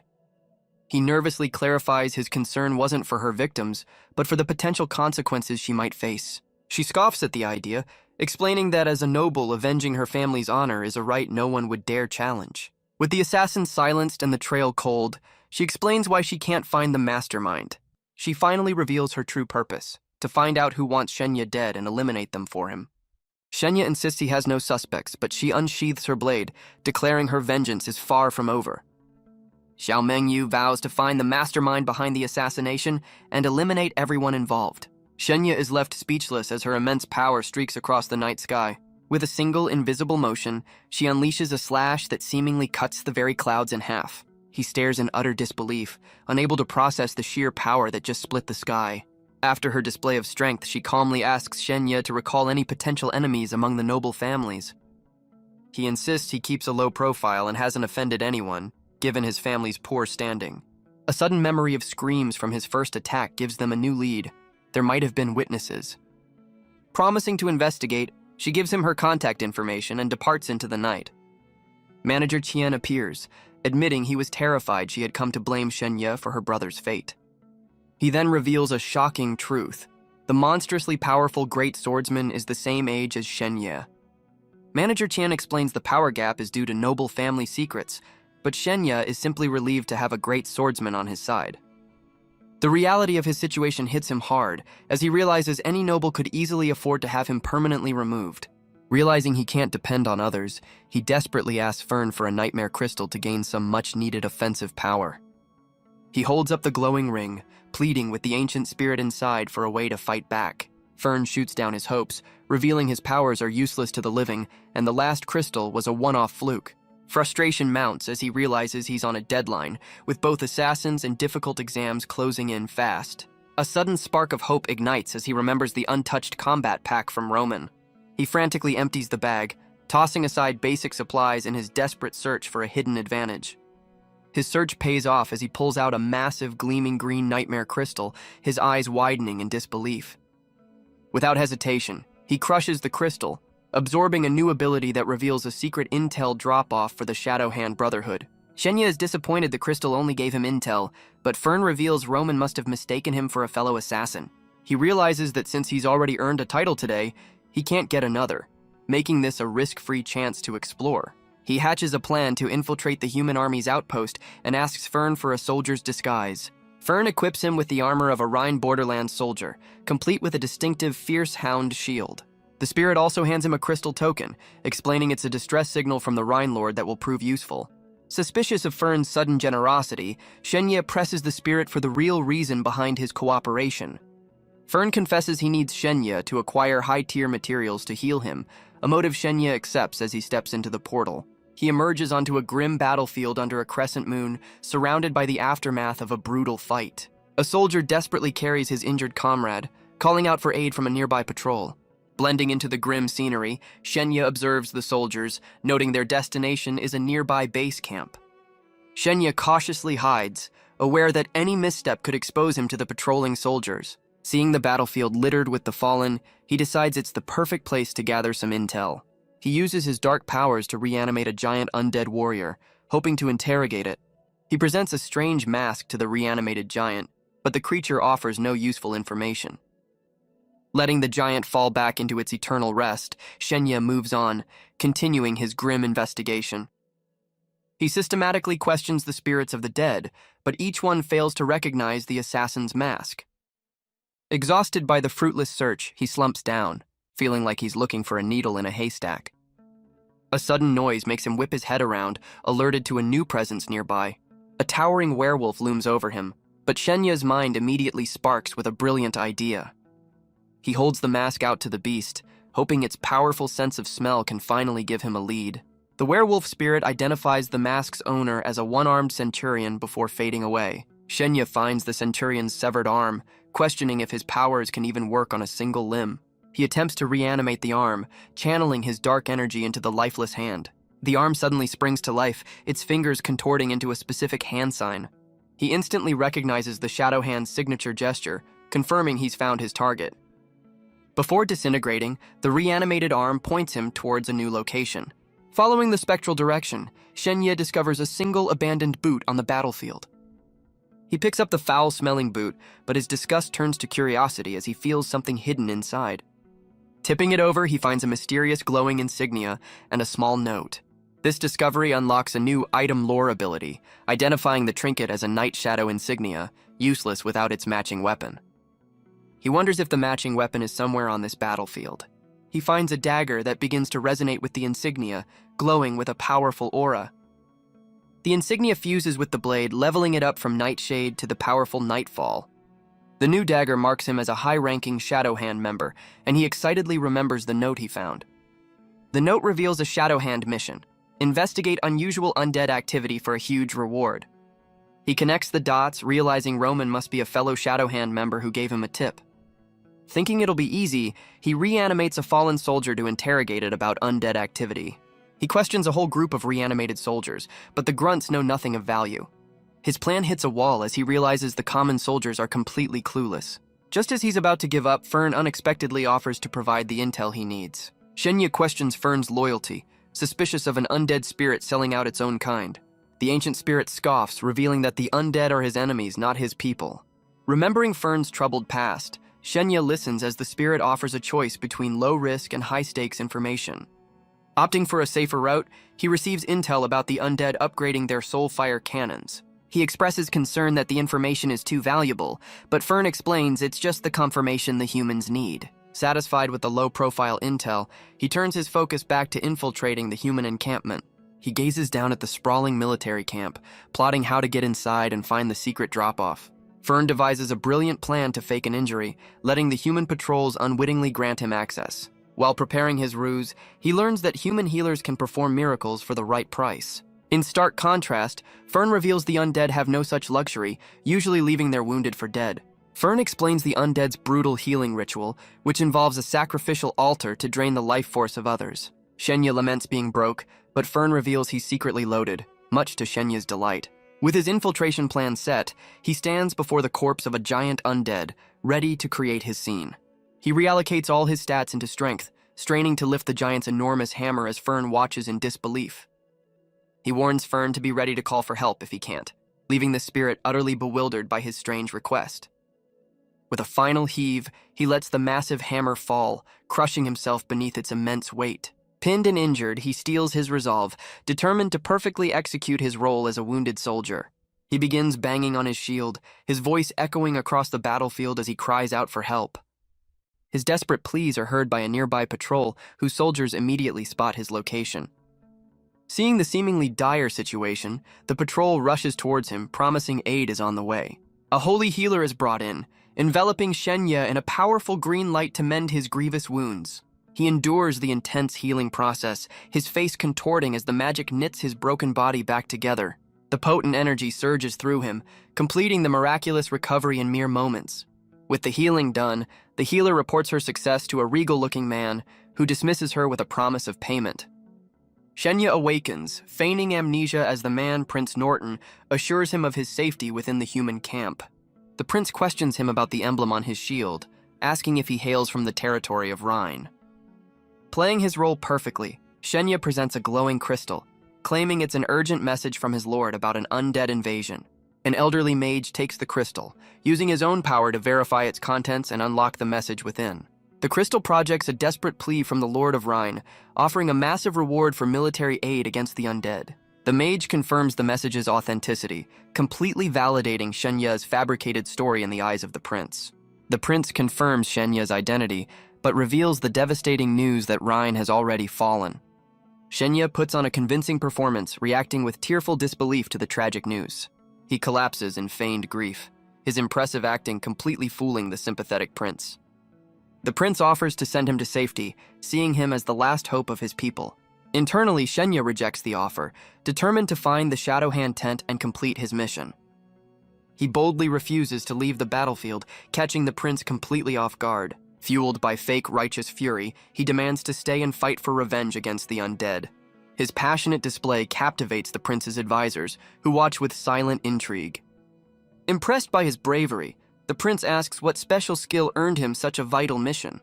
He boasts of his incredible speed, secretly using his system to reallocate all his stats into agility. He prepares to demonstrate his incredible speed for the prince and his advisors. Shenya bursts forward in a blur of motion, leaving the prince's guards completely stunned. He zips across the camp at an impossible pace, kicking up dust in his wake. The guards can only watch in disbelief as he streaks past them again on his return trip. In the blink of an eye, he stops directly in front of the astonished prince. Catching his breath, he asks if his display of speed is enough to earn him a spot on the front lines. The prince is thoroughly impressed, and an elven advisor offers to personally look after the promising young soldier. The elf approaches him, her attention suddenly drawn to a familiar-looking bracelet on his wrist. The prince recognizes the elven craftsmanship, prompting Shenya to explain it was a gift from an elf named Lainey. The elf touches the bracelet, which glows with green magic as she verifies its authenticity. The bracelet projects a hologram of Lainey, who is questioned by the elven archmage Eudoria about why a human possesses her item. Shenya cheerfully greets the projection, confirming his friendly connection to the elf Lainey, who seems delighted to see him. Eudoria demands an explanation, and Lainey reveals that Shenya is a hero who saved her village from an undead infiltration. With the call concluded, the magical projection dissipates as Eudoria releases Shenya's wrist. Fully convinced, Eudoria vouches for Shenya, suggesting to the prince that his skills and elven ties make him a valuable asset. The prince agrees, pleased by the rare elven endorsement, and orders his men to arrange for Shenya's official identification and stay. When asked for his name, Shenya realizes his cover is at risk and decides feigning amnesia is his only way forward. He suddenly collapses to his knees, clutching his head in a convincing display of agonizing pain. The elderly mage quickly diagnoses him with memory loss from his earlier injury, unknowingly providing the perfect excuse. The prince shows concern, telling the seemingly afflicted soldier to rest and recover, his identity no longer an immediate issue. The prince bids him farewell, bestowing upon him the moniker of a boy who has survived great disaster. This public recognition triggers a system notification, offering him the new self-created title, The Boy Who Lived. Internally, Shenya cringes at the embarrassing title and immediately seeks a way to discard it. The system explains he can either disappear from public view or act in a way that changes their perception of him. As he's led away, a soldier cheerfully uses his new nickname, much to Shenya's silent frustration. He asks Fern about the prince, learning Norton is the heir to the throne and the leader of the entire war effort. Meanwhile, Eudoria and the mage observe him from afar, with the elf noting her intrigue. The mage reveals he spotted a high-ranking Shadow Hand insignia on Shenya, confirming his extraordinary talent. The prince also recognized the dagger known as Nightfall and decides to nominate the promising young assassin for a medal. The scene focuses on a tent marked with crossed swords, the destination for this newly recognized soldier. Shenya finds the Shadow Hand tent, his true mission's destination. Inside, a bald man examines a bearskin, seemingly oblivious to Shenya's arrival. Shenya greets the man with the Shadow Hand's customary phrase. The bald man turns, intrigued by the newcomer and his greeting. Shenya offers valuable intel about the undead's artillery, stolen from their cannon. The bald man, impressed, asks what Shenya wants in return for the information.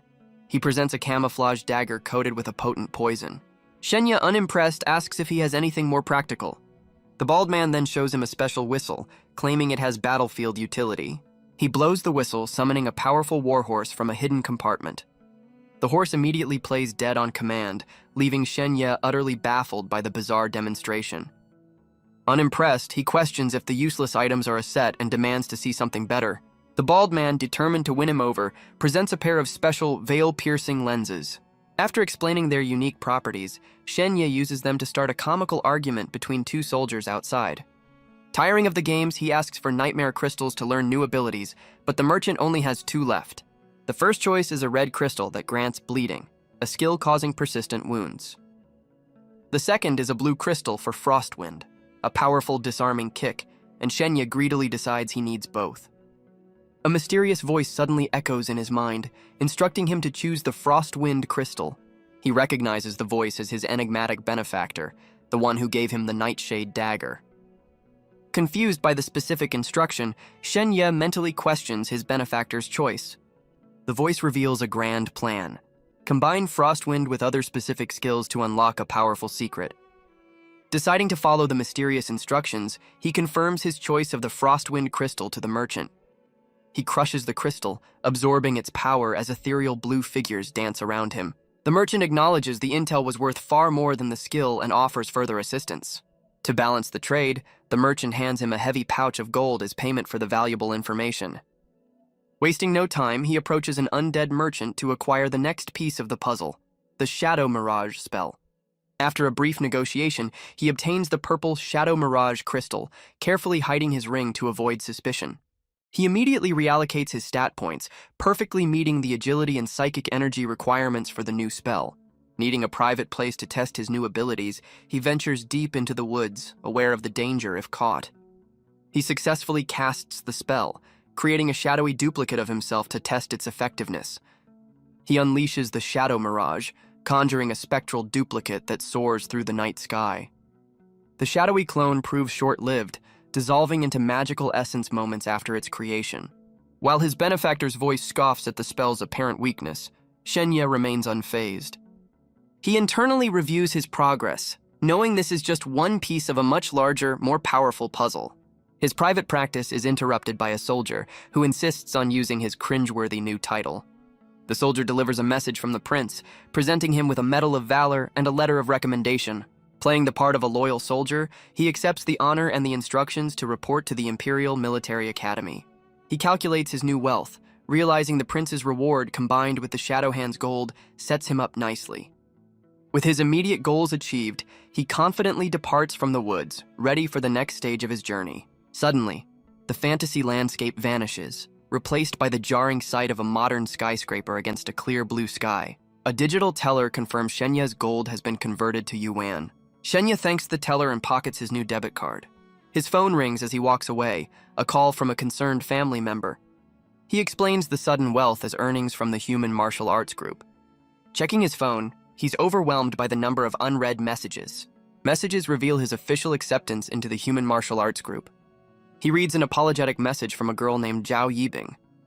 He considers her offer of a movie, finding her attractive. He rejects her advance, prioritizing his mission over romance. A friend Haoyu congratulates him and suggests a celebration. His friend Haoyu messages him, begging for a tour of the Human Martial Arts Group headquarters. Seeing a perfect opportunity to celebrate, Shenya agrees and tells his friend to meet him in the lobby. While waiting in the massive modern lobby, he spots a crowd of peculiar individuals gathered nearby. He observes the group more closely, sensing an intimidating aura that sets them apart from everyone else. As he approaches, he deduces these must be the elite professionals he'd heard about. A massive bald man in the group senses his gaze and turns with a sharp, intense look. The imposing figure confronts Shenya, asking if he's one of this year's newbies.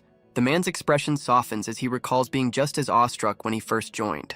He asks if Shenya aspires to be like them, only to receive a surprisingly blunt, "Nope." The man grins, admitting he once felt the same, seeing them only as arrogant rivals to be crushed. Shenya internally scoffs at the professionals, unimpressed by their arrogant display of power. The bald man's attention shifts to a striking woman in a wide-brimmed hat who has just arrived. He boldly asks the woman, Wenna, if she's free for dinner, catching Shenya by surprise. Wenna swiftly rejects him, pressing a pistol to his chin with a menacing threat. Lowering her weapon, she turns to Shenya and asks if she should let his friend, Chen Haoyu, through security. Shenya offers to get his friend himself, but Wenna insists on bringing Haoyu to him instead. She reveals her orders are to protect him, hinting that he's in some kind of trouble. A bit flustered by the special treatment, Shenya reluctantly agrees to wait. Moments later, his friend Haoyu arrives, completely overwhelmed by the grandeur of the headquarters. As Haoyu gushes about his friend's success, Shenya casually tells him he's welcome to visit any time. Shenya offers to take his friend to the cafeteria, but Haoyu is more interested in seeing his new living quarters. They step into the elevator, finding it packed with the same group of intimidating professionals from the lobby. When asked where he's headed, Shenya casually announces his room is on the 105th floor, stunning everyone present. As the elevator ascends, his phone vibrates with an urgent message that immediately captures his attention. The text from Xiao Mengyu reports a nurse who witnessed his hospital attack has gone missing, and an unidentified body was found. A follow-up message contains a video file, urging him to watch it immediately. Xiao Mengyu suspects the nurse was silenced because of him, as the video shows a mysterious figure in a hallway. The footage continues, prompting a full background check on everyone in Shenya's circle due to the threat. The video reveals the suspicious person's face, and Shenya is stunned to see it's his friend, Haoyu. The message details Haoyu's suspicious behavior at school just as the elevator dings, stopping at the 80th floor. Shenya processes the shocking revelation, realizing he was in the nightmare realm when Haoyu was searching for him. He glances at his friend, whose innocent demeanor only deepens the mystery of his suspicious actions.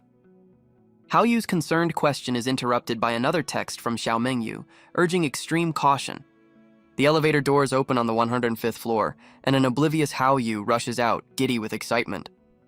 His friend sprints down the hall, eager for the tour, as Shenya calmly directs him to the room at the very end. As Haoyu excitedly points to the door, he believes he's found Shenya's new home. But his friendly facade shatters as his eyes glow red, and he lunges forward with a deadly purple energy attack. The surprise assault takes the form of a vicious kick, arcing through the air with lethal intent. The powerful blow lands squarely on Shenya's head, the impact sending a shockwave through him. Overwhelmed by the strange energy, his form begins to crack and dissolve under the force of the devastating strike. The imposter reels in disbelief, realizing he only struck an illusion and questioning Shenya's advanced skills. Suddenly, the real Shenya materializes behind him, wreathed in a chilling blue aura. With a swift counter, Shenya sends his attacker flying across the hall in a brilliant flash of light. A system window reveals he unlocked a new technique, Heaven-Shattering Frost Moon, granting him an illusory shadow and a speed boost. Now radiating with power, Shenya coldly demands to know the whereabouts of his real friend as his stats permanently increase. The bruised attacker cackles with glee, convinced his first strike was fatal as he prepares another attack. He leaps forward, vowing that Shenya will soon share his friend's grim fate. The imposter unleashes another vicious kick, channeling dark energy for a final blow. To the attacker's shock, Shenya casually deflects the powerful strike with his own foot. The guaranteed knockback from Shenya's skill activates, forcing the stunned imposter to stagger back against his will. Shenya realizes the imposter's weakness and draws a hidden weapon. He unleashes a rapid barrage of attacks, overwhelming the imposter. The imposter is shocked to discover Shenya was armed all along. Shenya fires warning shots, triggering an alarm throughout the building. The alarm blares, alerting the professionals to the disturbance on the 105th floor. Aerial security units are dispatched to investigate the gunshots. The imposter is suddenly struck by unseen forces. Wenna arrives on the scene, surprised by the rapid escalation. Wenna demands answers from the injured imposter. The imposter refuses to cooperate, choosing a drastic course of action. Wenna is furious that the imposter's perfect disguise fooled both her and the advanced security AI. Later in the morgue, an autopsy confirms the attacker was a ghost assassin, leaving no trace of his identity. Wenna formally apologizes to her superior for the massive security breach on her watch. A cloaked figure absolves her of blame, noting the imposter's flawless technique before dismissing the body as useless. As the others prepare to leave, Shenya announces he will remain in the morgue alone. The cloaked man agrees, sensing Shenya might have a way to uncover more information from the deceased. Once by himself, Shenya activates a dark power, commanding the dead imposter's spirit to rise and speak. The imposter's spirit jolts awake, shocked that Shenya possesses the rare ability to communicate with the dead. Even in death, the spirit remains defiant, refusing to reveal any of its secrets to Shenya. Shenya's own power source notes the spirit's unusual resistance, eagerly anticipating the consequences of its defiance. Shenya transports the defiant spirit to a hellish dimension, where it finds itself shackled to a massive stone slab. The spirit is horrified as shadowy tendrils erupt from the slab, binding it completely. Unseen forces unleash a torrent of fiery energy, engulfing the spirit in excruciating torment. Shenya watches impassively as his power consumes the spirit in a vortex of infernal flames. The intense flames reduce the spirit to a skeletal form, a grim testament to the power being used. The skeleton's form begins to regenerate, its eyes glowing with an eerie green light as it endures the ordeal. The spirit's original appearance returns, its face a mask of terror and disbelief at the psychological assault. Shenya's power source explains this is a special punishment for defiant souls, a 100-year burn that is only a warm-up. The system details an eternity of suffering, where millennia of torture feel real to the victim but pass in a flash for the caster. Broken by the mere taste of this endless torment, the spirit finally cracks, screaming its willingness to cooperate. Shenya brings the tormented spirit back to the morgue, its will completely shattered. His demonic power source chuckles, noting that their captive is finally ready to talk. With his phone recording, Shenya coldly commands the broken spirit to reveal everything it knows. The story flashes back to a few minutes earlier, shifting focus to the girl's dormitory rooftop. Xiaomengyu texts a mysterious Mr. Han, reporting her failure to manipulate Shenya. Mr. Han summons her to a hotel, leaving her visibly distressed and uncertain about the meeting. Her mood instantly brightens upon receiving a call with news of her acceptance into an elite program. Believing Mr. Han is her benefactor, she tearfully confirms she will attend the meeting. A mysterious woman with purple hair suddenly confronts her, demanding to see her phone. The startled girl lashes out, but the sword-wielding woman remains unfazed, asserting her authority. Xiaomengyu stares in horror as the mysterious woman's blade hovers inches from her face. The woman, Zhao Yibing, makes a chilling threat, demanding the phone or else. In a desperate act of defiance, Xiaomengyu throws her phone, only for Zhao Yibing to snatch it from the air. Zhao Yibing answers a call from Shenya, who informs her that he's currently interrogating a captured assassin. Hearing Shenya's name, a horrified Xiaomengyu realizes this woman is here for revenge on his behalf. Back in the morgue, the broken spirit begins its confession, revealing a contract from the League of Assassins to eliminate Shen Ye. The spirit recounts their failed hospital plot, where they impersonated Shen Ye's friend to lure him into a trap he unexpectedly survived. It continues, explaining how they then targeted a police officer connected to Shen Ye, impersonating him for their next attempt.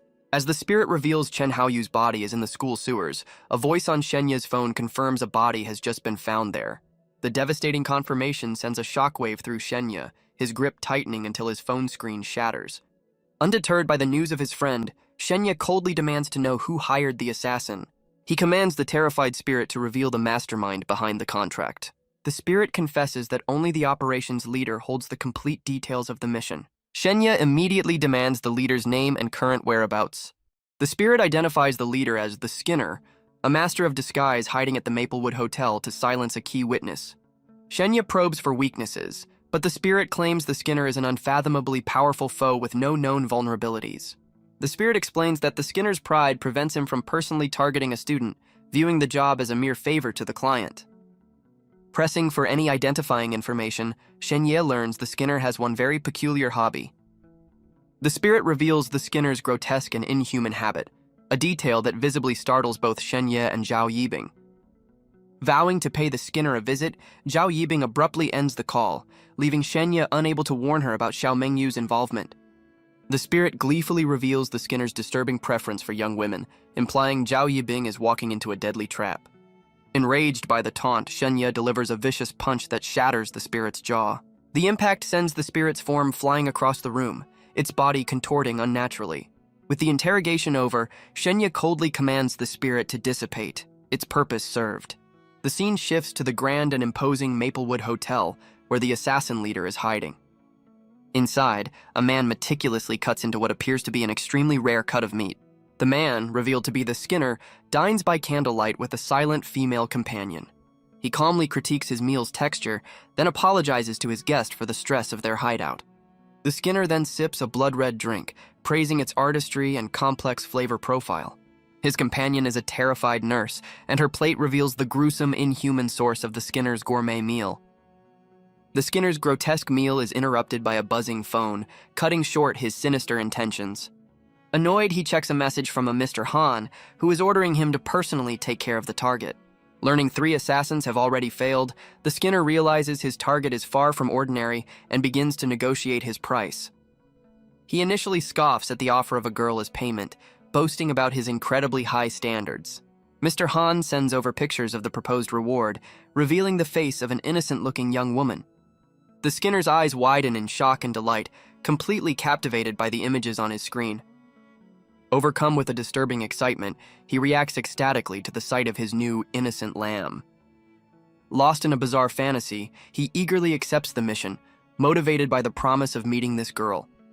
Snapping back to reality, he checks his watch and declares he must prepare for the perfect rendezvous.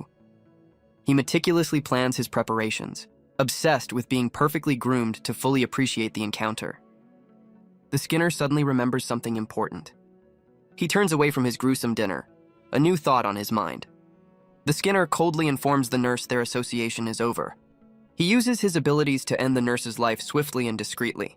Back with Shenya, he undergoes an identity verification process. Shenya speaks a passphrase activating a hidden mechanism. A futuristic motorcycle materializes before him. Shenya marvels at the advanced vehicle that has appeared. His demonic power source explains the bike's impressive features. Shenya learns the motorcycle can even fly, adding to its appeal. Shenya is amazed to discover the bike also features advanced chameleon tech, allowing it to change colors on command. Despite the impressive ride, he admits he was hoping for a martial arts manual, but learns the bike is a sign of how much danger he's in. He's told the bike's missile-like jet mode is for life or death escapes, prompting him to question if Kunlun knows who his enemy is. The man clarifies that Kunlun prioritizes humanity's survival over individual conflicts and won't help further unless Shenya proves his value. This harsh truth makes Shenya think of his fallen friends, and his thoughts turn to Xiao Mengyu, fearing she might encounter the Skinner. For his protection, Shenya is ordered to stay in a lockdown facility overnight, with top security arranged for his exam the next day. The scene shifts to a moonlit path, where two figures are walking towards an unknown destination. It's revealed to be Zhao Yibing, who is forcefully escorting a very reluctant Xiao Mengyu towards a large manor. With Xiao Mengyu in tow, Zhao Yibing worries about how Mr. Han will react to her bringing an unexpected guest. As she approaches the building, Zhao Yibing's sharp senses detect a faint but undeniable killing intent lurking within. Xiao Mengyu confesses she was bribed by an online contact to sabotage Shen Ye in exchange for a spot at an elite school. She taunts Zhao Yibing about the mission's failure, but Zhao Yibing reminds her who is truly in danger. Zhao Yibing coldly reflects that Xiao Mengyu is just a pawn, completely unaware she's walking into a deadly trap. She gives Xiao Mengyu two options: hide and become a witness, or walk away and forget they ever met. With a defiant huff, Xiao Mengyu rejects the offer and runs towards the manor to meet her mysterious benefactor. As Xiao Mengyu disappears inside, Zhao Yibing prepares for the confrontation, her hand resting on her glowing sword. A sinister-looking butler greets Xiao Mengyu at the entrance, his presence setting an ominous tone. From the shadows, the true host of the manor finally reveals himself, observing his guest. The man, Mr. Han, charms Xiao Mengyu with a rose and grand promises of a fully funded education. Completely smitten, Xiao Mengyu finds him far more personable than his online persona, though she remains concerned about her failed mission.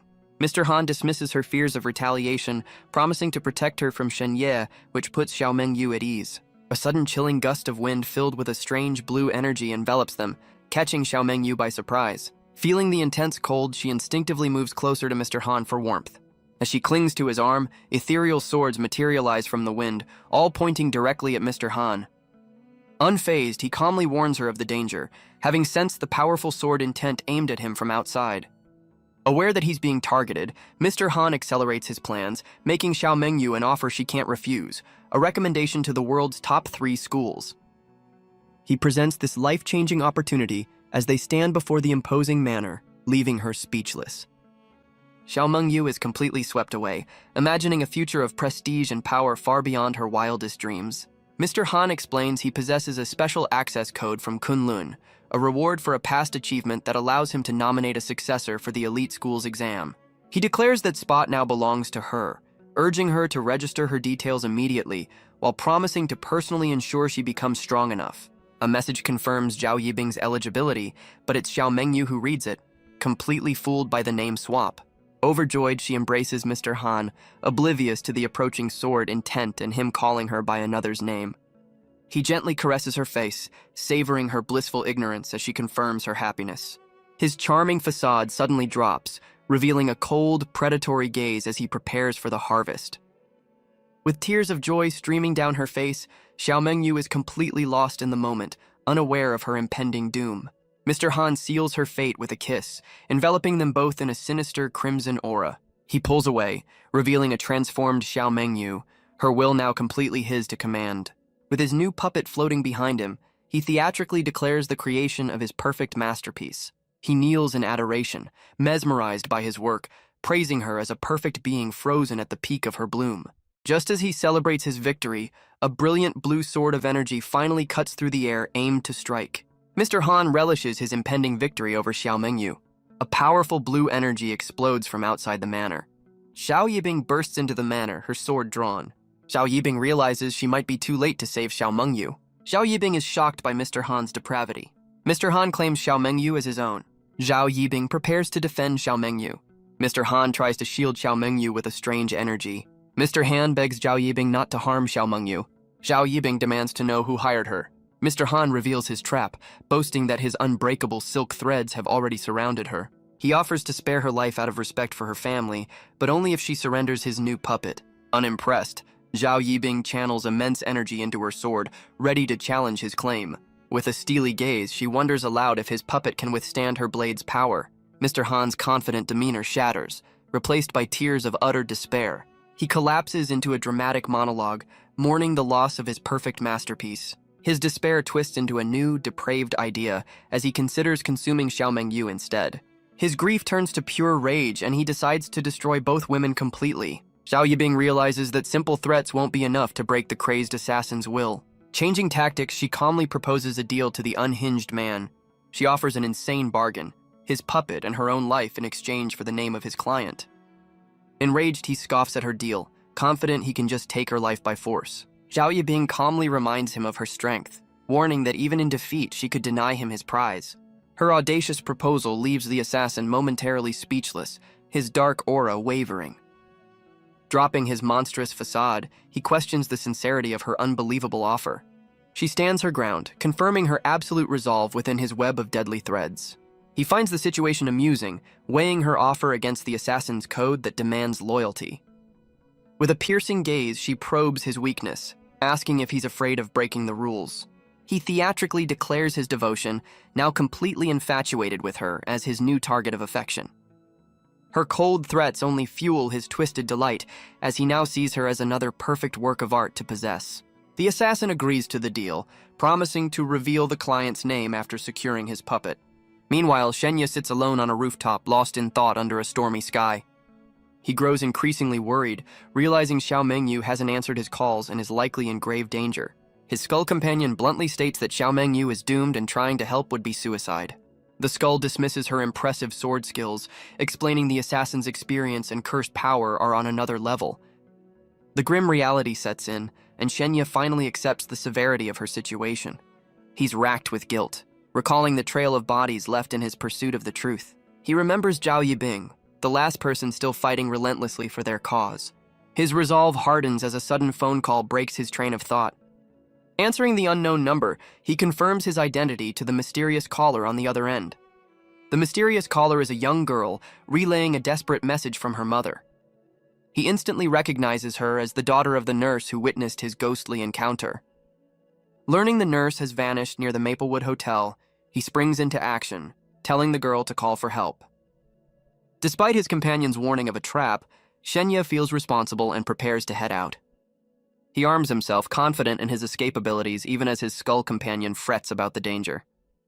Shenya understands that to get answers from the assassins, he must confront them directly and rely on his own power. His companion points out the futility of his plan, as the entire floor has been sealed off. Standing on the rooftop ledge, he prepares for a daring escape by reallocating all his power into agility. As green energy surges around him, his companion warns that even with enhanced stats, the jump is suicide. He calmly accepts the risk, believing the stormy night will conceal his movements for a necessary mission. Ignoring his companion's protests, Shenya leaps from the skyscraper's edge into the stormy night. He plummets through the howling wind, his expression calm and focused despite the incredible danger. As the city lights rush up to meet him, his skull companion panics at the seemingly suicidal dive. The skull furiously threatens to use necromancy on him if he dies, while Shenya continues his controlled descent. To his companion's astonishment, Shenya summons a glowing red door mid-air and kicks off it. He masterfully repeats the maneuver, creating a series of ethereal platforms to navigate down the building's face. Each summoned door serves as a temporary foothold before disappearing into the night as he continues his descent. His plan is revealed, using the nightmare realm to create platforms and safely control his fall from an impossible height. With a final burst of energy, he executes a perfect landing on the ground below, his risky gambit a success. The skull calls him insane, but Shenya brushes off the comment, telling his companion to get ready for the mission ahead. Shenya tears through the city streets on a powerful red motorcycle, leaving a trail of energy in his wake. He recites a deadly mantra as his bike system confirms his identity with a password verification. He blazes down the empty roads at incredible speed, a solitary figure on a desperate mission. Arriving on the west side of the city, he pulls up to the location the young girl mentioned. He dismounts and calls out, finding the small girl who confirms she was the one who contacted him. The terrified child asks for his help, explaining that she can't reach her mother at all. After learning the girl's call to the police went unanswered, Shenya tries calling them himself. His own call also fails to connect, deepening the mystery as the girl desperately asks if her mother is still alive. Learning the girl is alone and too frightened to check her mother's room, he decides to get her to safety first. He instructs his intelligent motorcycle, Ghostfire, to escort the girl to a secure tower before returning for him. He comforts the frightened girl, assuring her that the place he's sending her is completely safe. Shenya promises to find her mother and return for her, instructing her to wait at the human martial arts group tower. With tears welling in her eyes, the little girl reluctantly agrees to his plan. As the bike speeds away, his companion scoffs at his decision, calling the girl a useless distraction. Shenya retorts that he's responsible for her mother's predicament, but the skull dismisses his compassion as a weakness. He finally notices the eerie silence of the neighborhood, a detail his companion points out he should have seen sooner. The skull reveals a terrifying truth. Besides the girl, there hasn't been a single spark of life on the entire street. The weight of this revelation hits him as he stands alone in the desolate, empty street. His senses sharpen as he realizes the entire area is a carefully prepared trap. The distant sounds of a fierce battle from the Maplewood Hotel confirm his fears, forcing him to act immediately. Shenya sprints towards the ominous hotel, instructing his companion to act as his lookout. He steps into a grand, opulent lobby that is unnervingly deserted and silent. A receptionist greets him with a placid smile, but his skull companion immediately warns him that she is already dead. He recoils in shock, demanding to know how she can be standing there while preparing for an attack. The reanimated receptionist explains her master ended their lives for aesthetics and now controls their souls with magical threads.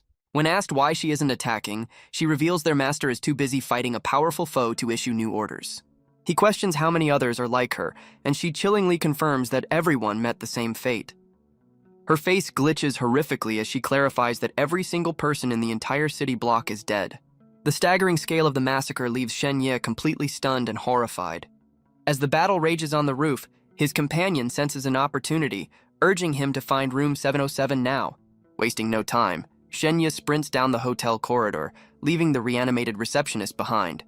He quickly locates his target, room 707, and prepares to enter. He forcefully kicks the door open, only to be met with a sight that freezes him in his tracks. Inside, a grotesque scene unfolds, with countless victims tangled in the puppeteer's crimson threads. Overwhelmed by the scale of the slaughter, he uses his powers to communicate with the lingering souls, desperate for answers. The tormented spirits respond, confirming his worst fears. They are all dead, and none of them made it out. Suddenly, one of the spirits recognizes him, her voice cutting through the chorus of the dead to call him by name. He realizes with dawning horror that it's the nurse, who recalls seeing him during her fateful encounter with the ghost. Stricken with guilt, he apologizes for leading the killers to her, but her spirit absolves him of blame. With her last ounce of will, she and the other victims make a final, desperate plea for him to avenge them all. Filled with resolve, Shenya swears to the spirits that he will avenge them and protect the nurse's daughter. The nurse's spirit reacts with confusion, her glowing eyes questioning his words about a daughter. He confirms that the little girl who contacted him was indeed her child, providing a final piece of clarity.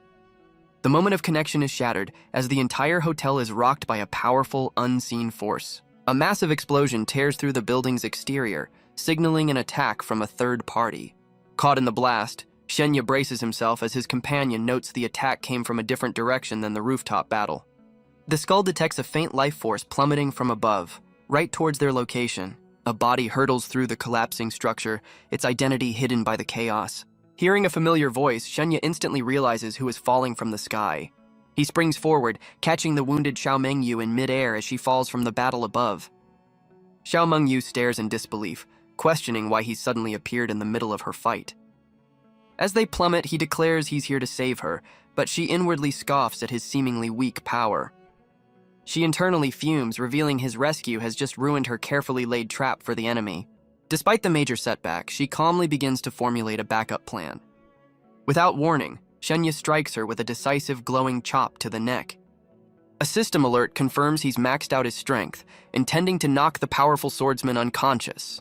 Stunned by his sudden action, Xiao Mengyu begins to lose consciousness from the blow.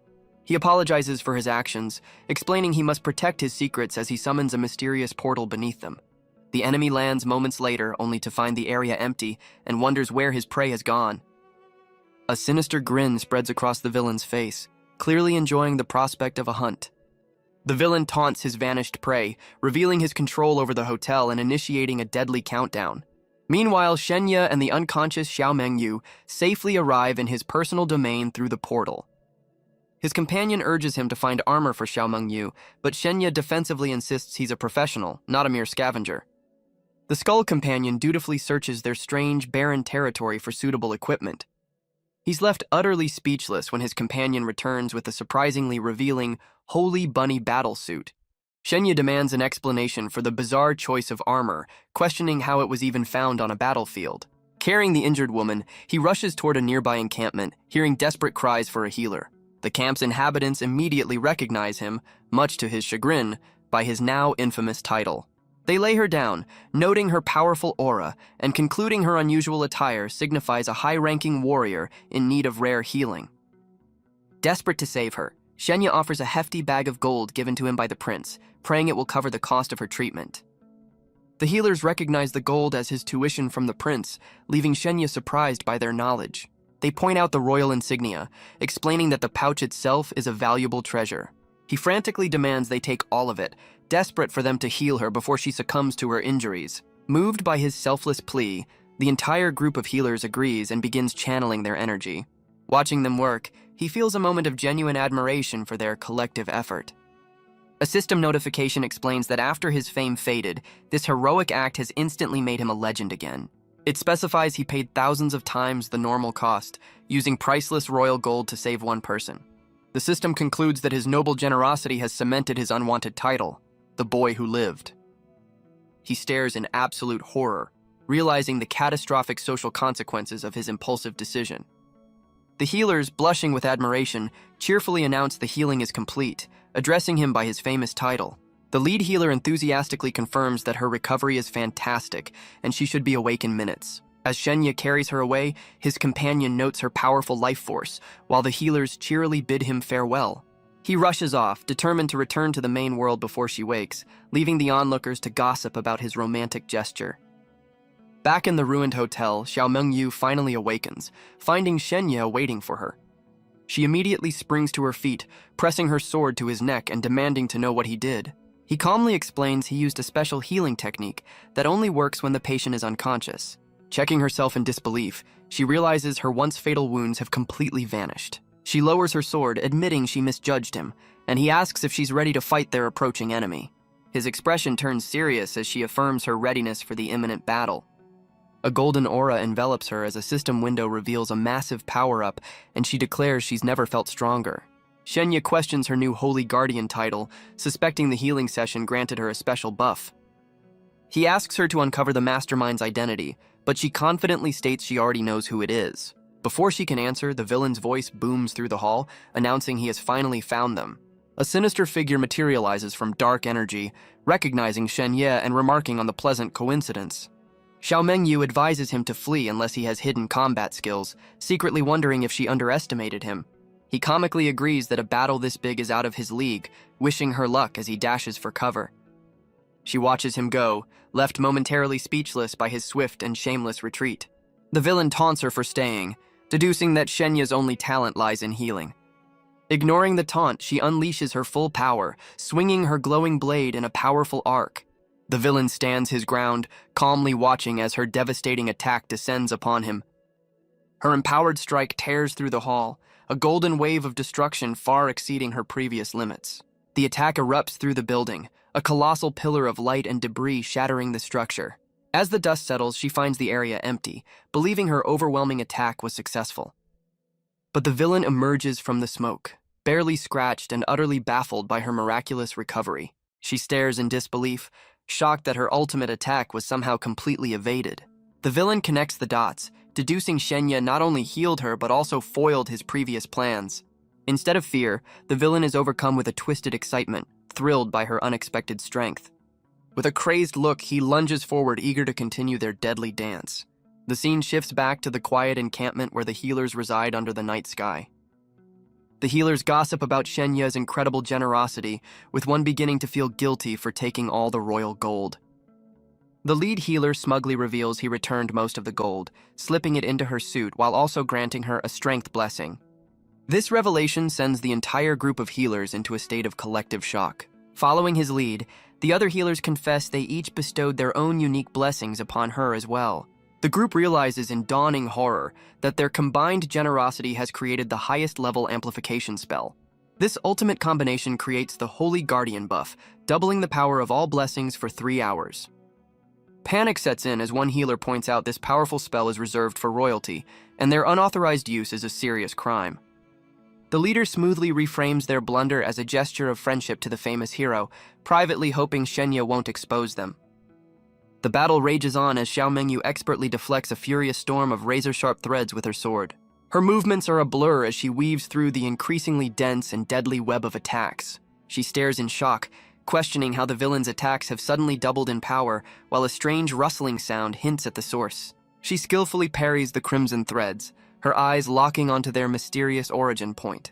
With a decisive swing, she slices through the wall, determined to expose the source of the attack. The wall crumbles away, revealing a horrifying tapestry of tormented faces trapped within the structure. The villain's cold, calculating gaze confirms he is the puppet master behind this grim display. He casually remarks that she has discovered the gruesome gift he prepared just for her. With a look of twisted ecstasy, he urges her to listen to the chorus of suffering he has orchestrated.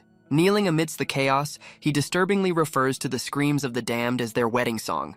A system notification reveals the name of his terrifying power, the Blood Fiend's eternal curse. Meanwhile, Shenya's companion frantically tells him they need to escape the collapsing building immediately. But Shenya ignores the plea, charging deeper into danger, convinced he's on the verge of a breakthrough. His companion panics, realizing the villain is powering up with a dark curse and urging Shenya to run for his life. Shenya agrees he's outmatched, but reveals he has a backup plan, leaving his companion utterly confused. He smashes through a nearby door, triumphantly declaring he's found exactly what he needs. Inside, he finds a simple computer station, leaving his companion to wonder about its purpose. With a grim look, Shenya prepares to use the equipment, hinting at a plan that terrifies his small friend. Meanwhile, the villain orchestrates his attack through a device, drawing more power from the Wall of Suffering Souls. He then unleashes a massive torrent of crimson threads, attempting to ensnare Xiao Mengyu completely. Undaunted, her reflection in her sword reveals a look of intense concentration as she prepares her counter. She unleashes a brilliant arc of energy, her glowing blade carving a path through the crimson onslaught. Yet, as the threads part, her eyes widen in shock at an unexpected sight. Her sword becomes hopelessly entangled in the crimson threads, leaving her momentarily trapped. The villain closes the distance in an instant, kneeling before her to place a cursed ring on her finger. Unfazed, she reveals a hidden trick, unsheathing a second, smaller blade from within the hilt of her trapped sword. With a burst of speed, she thrusts the hidden blade forward, aiming a decisive strike at her stunned opponent. Her surprise attack finds its mark, piercing the villain's head as he registers the hidden weapon too late. But the fatal wound instantly heals as he declares his invincibility, fueled by the power of his endless curses. He turns away dismissively, confident that her fate is sealed and savoring her futile struggle against him. She defiantly rejects his proclamation, readying her blades for the next phase of their battle. Focusing her energy, she grips both swords, channeling her power into the smaller, free blade. She unleashes a powerful spinning attack, swinging both swords in a dazzling, dual-colored arc of energy. The villain's eyes widen in recognition as he identifies her powerful technique. He marvels at her mastery of a legendary twin-blade style, deeming her worthy of his attention. She rejects his twisted praise with a look of pure defiance, focusing on her final attack. With a powerful downward thrust, she drives her glowing blade towards the heart of the crimson energy. The villain grins with manic glee, eagerly anticipating the clash of their powers. He performs a dark ritual, sacrificing the souls of the dead to summon a terrifying entity. She watches in horror, realizing he has just unleashed an even greater threat. A monstrous shadow with countless red eyes emerges, preparing to engulf her completely. The summoned beast looms over the battlefield, a terrifying manifestation of his ultimate curse. Trapped with no time to dodge, she steels her resolve for the incoming demonic assault. Meanwhile, Shenya grabs a microphone, addressing an unseen audience like a rock star. His voice seemingly travels through the curse, startling both the villain and Xiao Mengyu. In response, the tormented souls in the wall shriek, their eyes blazing with an eerie green energy. The feedback loop overwhelms the villain, channeling the amplified agony of the murmur of the judiciary directly into him. The villain reels in shock, realizing his own curse has been completely disrupted. Capitalizing on his distraction, she closes the distance instantly, her blade poised to strike. With a mighty swing, she unleashes a brilliant sphere of dual-colored energy, engulfing the area. Her attack connects perfectly, blasting a hole straight through the villain's torso. She stands confidently over his disintegrating body, certain of her victory. Her moment of triumph is cut short as a chilling voice declares she is mistaken. The villain defiantly declares his immortality, his body regenerating amidst a storm of dark energy. She stares in disbelief, realizing her ultimate attack failed as the tormented souls begin their eerie chant once more. He rises, dismissing the interruption, and preparing to resume their deadly battle. Meanwhile, Shenya asks the spirits through the microphone if they know a certain celebratory song. To everyone's surprise, the tormented souls in the wall eagerly agree to his bizarre request. The villain panics as his curse is hijacked, forcing the souls to sing a cheerful tune instead of a dark chant. Even Xiao Mengyu can't help but be amused by the absurd sight of the horrifying wall singing to her. The bizarre song echoes through the collapsing building, completely overriding the villain's dark ritual. Utterly humiliated, the villain screams Shenya's name in a fit of pure, unadulterated rage. He unleashes his fury, smashing the ground and sending a shockwave of destruction across the battlefield. Xiao Mengyu realizes with alarm that the villain has abandoned their fight to go after Shenya. The small spirit frantically warns Shenya that the enraged villain is now heading straight for him. Looking panicked, Shenya quickly snatches a pair of headphones from the audio equipment. He puts them on, passionately instructing the spirits to sing an endless medley of their favorite songs. The souls happily oblige, their green eyes glowing as they begin a chaotic, nonsensical chorus. The villain appears at the end of the corridor, his fury growing as the bizarre concert continues around him. With glowing red eyes, he locks onto his target, announcing that Shenya's hiding spot has been found. He lunges forward in a blur of motion, intent on reaching his target in an instant. Xiao Mengyu intercepts the attack, shoving Shenya to safety, while he marvels at her incredible speed. The villain halts his charge, delivering a cold threat to Shenya to ensure he doesn't dare to flee. She urges Shenya to flee, but the villain shifts his focus, threatening to target Shenya's family instead. Shenya makes a defiant gesture as he retreats, ignoring the villain's increasingly horrific taunts. Safely away from the fight, Shenya anxiously paces, trying to figure out his next move. The spirit warns him against rejoining the battle, reminding him that his previous stunt was pure luck. Taking a moment to compose himself, Shenya acknowledges the truth in the spirit's words. He then turns the question around, asking if the spirit could defeat the villain, prompting a boast about its former power. The spirit quickly deflates, admitting it's currently too weak to fight and that escape is their only option. A sly grin spreads across Shenya's face, hinting that he has a different idea. He reminds the spirit of their existing contract, preparing to propose a new arrangement. Shenya makes a bold offer. He will restore the spirit's power if it helps him take down the villain. The spirit explains its recovery method, a ritual that drains souls to restore its full power instantly. It realizes with shock that Shenya intends to use the souls of the hotel's victims for this very purpose. The spirit confirms the souls are ideal but laments being too weak to chant, so Shenya vows to find a way. Acknowledging the ritual will take time, Shenya commits to creating a diversion to keep the villain occupied. He makes a morbid offer to become the spirit's undead minion if he dies, a clause the spirit eagerly adds to their deal. A glowing contract materializes, formalizing their pact and sealing Shenyi's grim contingency plan. Shenya then pulls out his phone to record the incantation, a modern approach that bewilders the ancient spirit. He reasons that a recording is the safest option, convincing the spirit to endure the indignity for the sake of power. With the spirit's reluctant consent, Shenya hits record, capturing the ancient chant on his phone.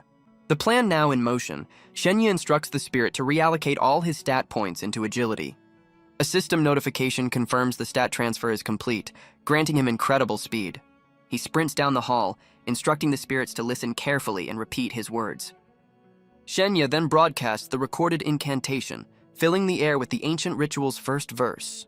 The chant echoes through the battlefield, invoking a powerful dark entity known as the Ghoul King. Once the recording ends, he passionately commands the spirits to recite the chant in perfect unison. The souls obey, their collective voices activating the murmurs of the dark and officially beginning the ritual. The villain is horrified, realizing Shenya has hijacked his corpses and now intends to eliminate him immediately. The spirit confirms the soul fires have ignited, but warns Shenya to evade the villain at all costs. Following the spirit's guidance, Shenya races up the stairs toward the rooftop where the soul fires are converging. However, the enraged villain appears behind him in a flash, cutting off his escape. The villain vows that Shenya will not escape as he continues his relentless pursuit up the stairs. He is suddenly forced to look aside as an attack shatters the wall next to him. Xiao Mengyu intercepts, bringing her sword down with immense force to protect Shenya. The villain narrowly dodges the fatal blow, twisting his body away from the blade's path. Despite his evasion, the attack still lands, wounding him as he's sent flying forward. Xiao Mengyu realizes with horror that the villain is so obsessed with Shenya, he's ignoring her attacks. He cleverly uses the momentum from her strike to propel himself even closer to his primary target. Cornering Shenya at a doorway, the villain declares that his prey has nowhere left to run. Shenya just barely slips through the doors as the villain lunges, missing him by a hair's breadth. Enraged, the villain smashes through the door, only to find the room empty and his target gone.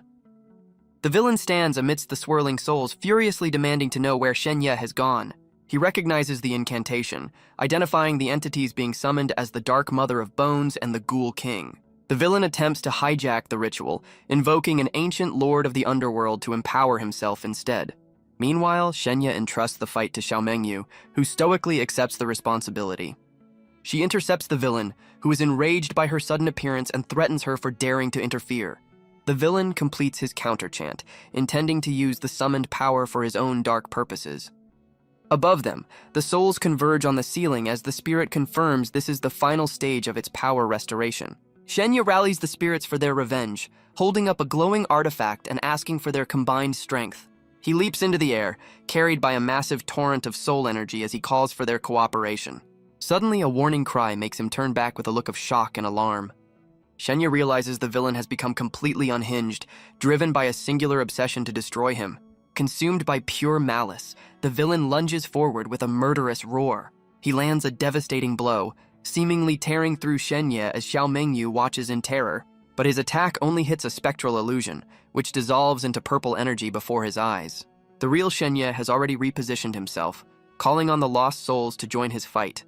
He rallies them with a powerful cry, promising to deliver justice by destroying their common enemy. The tormented souls answer his call, their eyes burning with a green fire of pure revenge. Their collective desire for vengeance fuels the ritual as Shenya soars towards the glowing sigil on the ceiling. The villain scoffs at the plan, instantly appearing behind Shenya to mock his futile efforts. With eyes glowing ominously, the villain prepares to unleash his full power and end the fight for good. Just as the villain prepares to strike, a colossal skeletal sword slams down from the heavens, pinning him to the ground.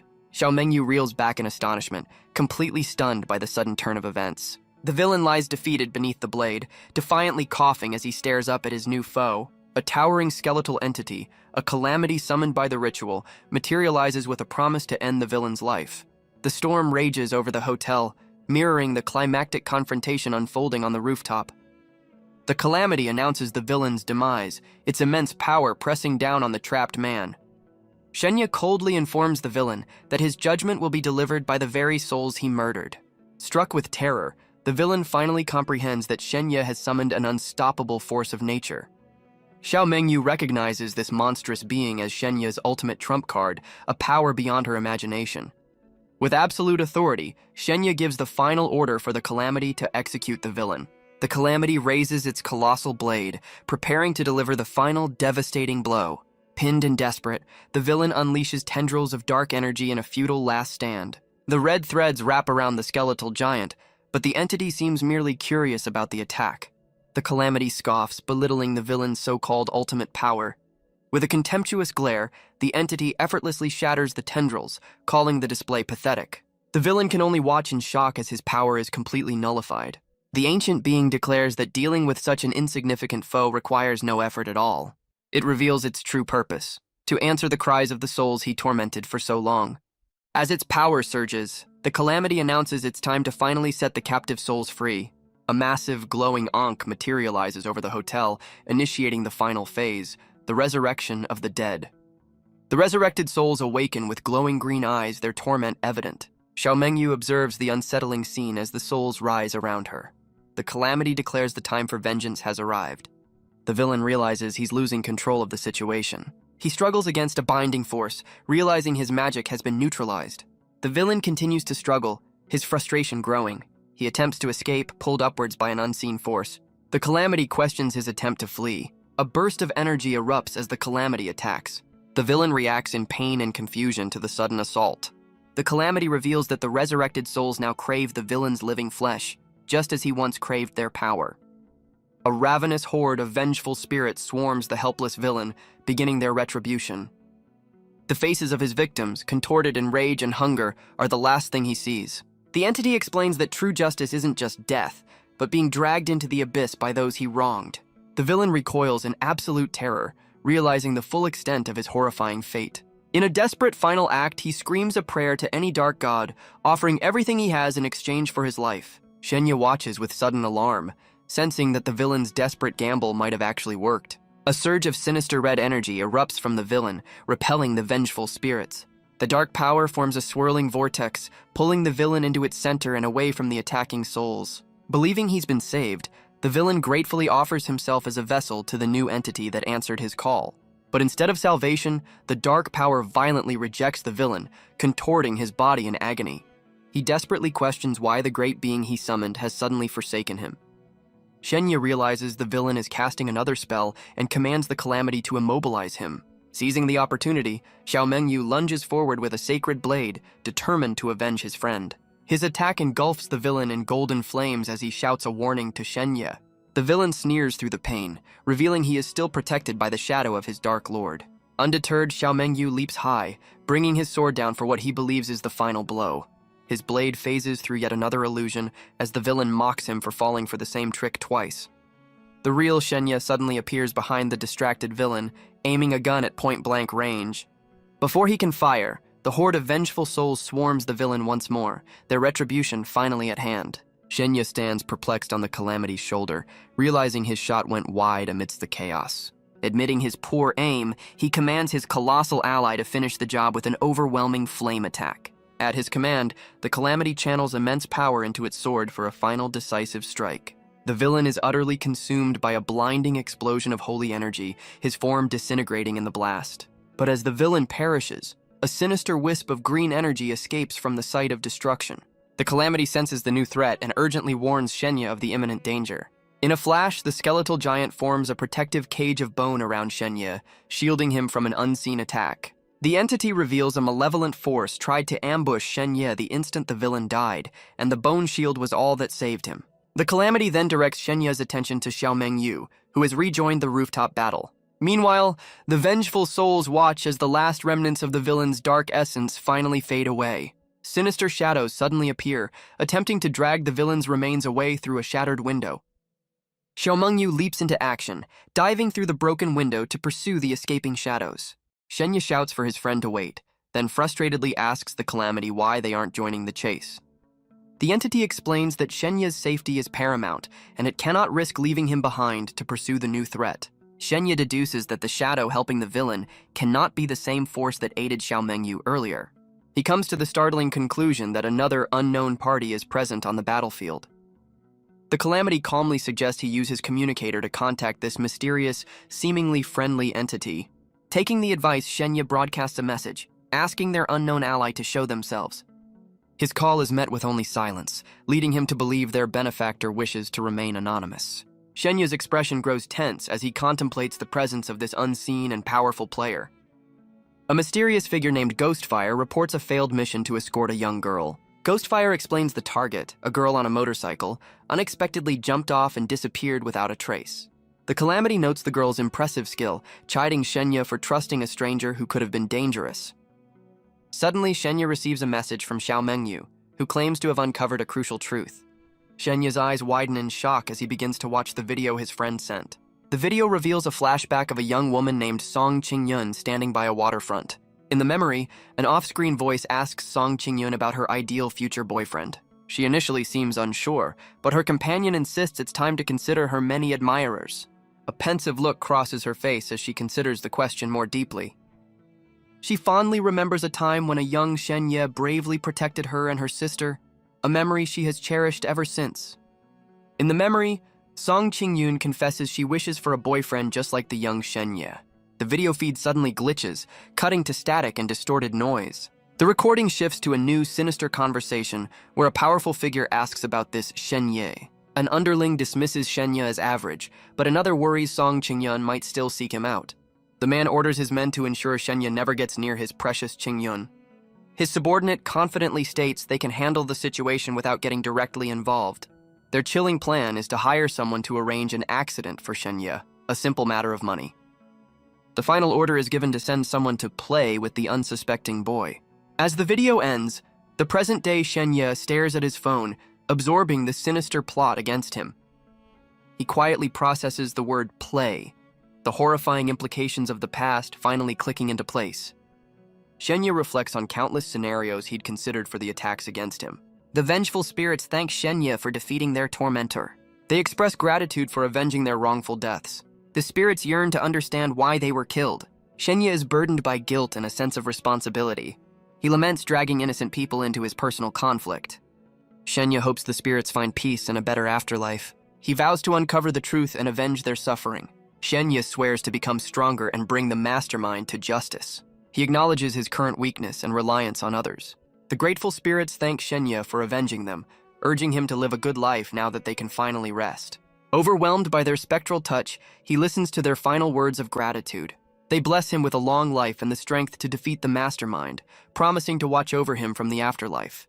With their last thanks given, the spirits look toward the heavens as their forms finally find peace. He stands alone amidst the fallen, the weight of their final words settling upon him as their souls depart.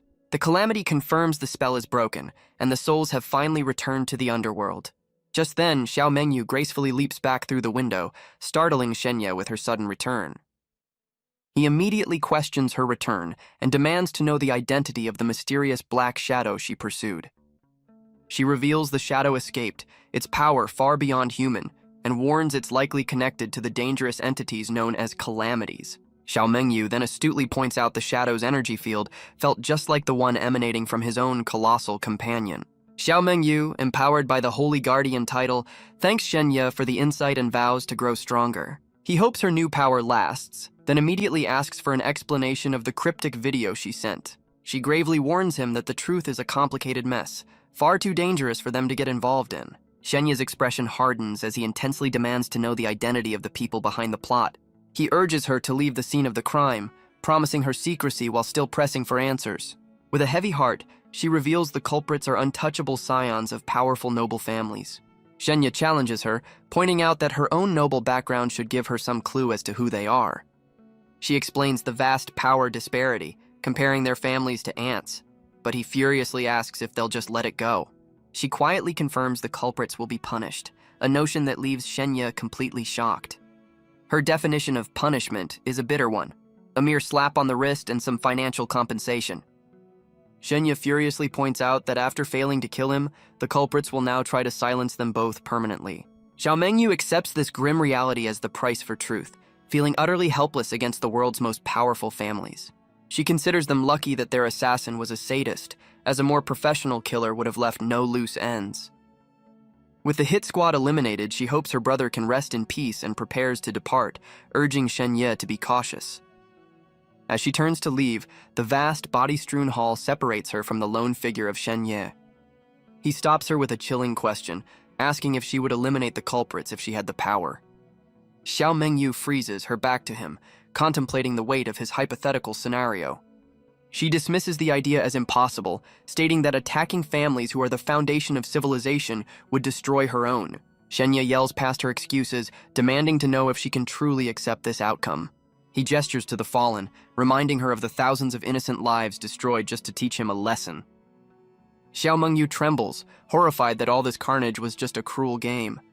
Shenya roars in fury, refusing to accept such a twisted reality and vowing to make the perpetrators pay. In a fit of rage and grief, Xiao Mengyu unleashes her power, her glowing sword pointed to the heavens. She slams her blade into the ground, shattering the earth around them in a devastating display of power. Xiao Mengyu stands resolute amidst the destruction, her electrified blade still humming with energy.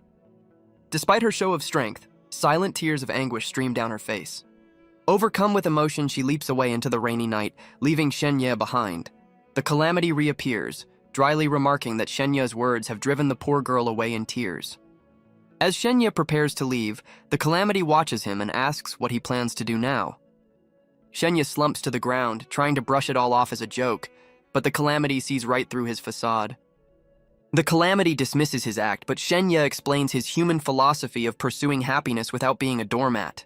Mounting his bike, he reveals his true plan, a brutal game of revenge against his enemies to honor the dead. The calamity is finally convinced, and Shenya orders the massive creature back into the ring to avoid unwanted attention.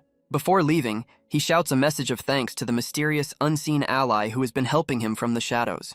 Unbeknownst to him, a young girl watches from a rooftop as he rides off into the rain-soaked streets below. She sits perched high above, blowing a bubble and sighing wistfully about how much Shenya has matured. The view expands, revealing she's sitting atop a towering spire, humming as she surveys the city. A strange pink energy begins to envelop her, her form shifting and her hair growing longer and changing color. She completes her transformation, now a stunning young woman with flowing blonde hair, radiating a powerful aura. With a fond but critical look, she muses that for all his growth, he's somehow become even dumber than he was as a child. The mysterious girl stands on the rooftop, speaking to an unseen companion as the rain pours down.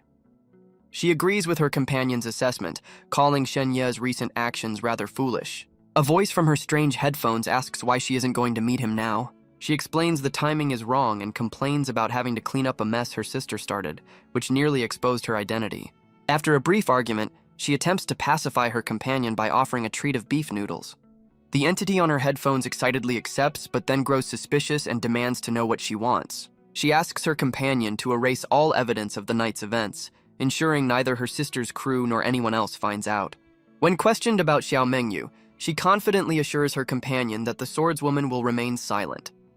The entity on her headphones glows with red energy as it reluctantly agrees to her request. A monstrous red aura with glowing eyes manifests behind her as her powerful companion begins its work. The colossal red entity looms behind her, its power radiating from the top of the spire. A wave of crimson energy washes over the entire estate, wiping the slate clean. With the job done, the entity's glow fades as she declares her craving for noodles. Her plans are interrupted by a text from her sister, who desperately needs her at a party. She dismisses the party, choosing to honor her promise for noodles instead. Yinchin explains that her sister is the social butterfly, while she prefers to stay out of the spotlight. She leaps from the tower, mockingly referring to her public image as a complete nobody. Elsewhere in a lavish bathroom, a grim scene begins to unfold under a blood-red light. The culprits responsible for the attack meet a terrifying fate, suspended over a tub of dark liquid. Their forms are consumed by the swirling liquid, leaving behind only a silent, ominous pool. A man screams in agony as he is violently reconstituted from a pool of crimson liquid. He looks around in a daze, struggling to believe that he has somehow been brought back to life. Stumbling away from the tub holding his former allies, he looks to the heavens thanking a Lord Divinity for his revival. A sinister, shadowy being materializes, dismissing the man's misplaced gratitude with contempt.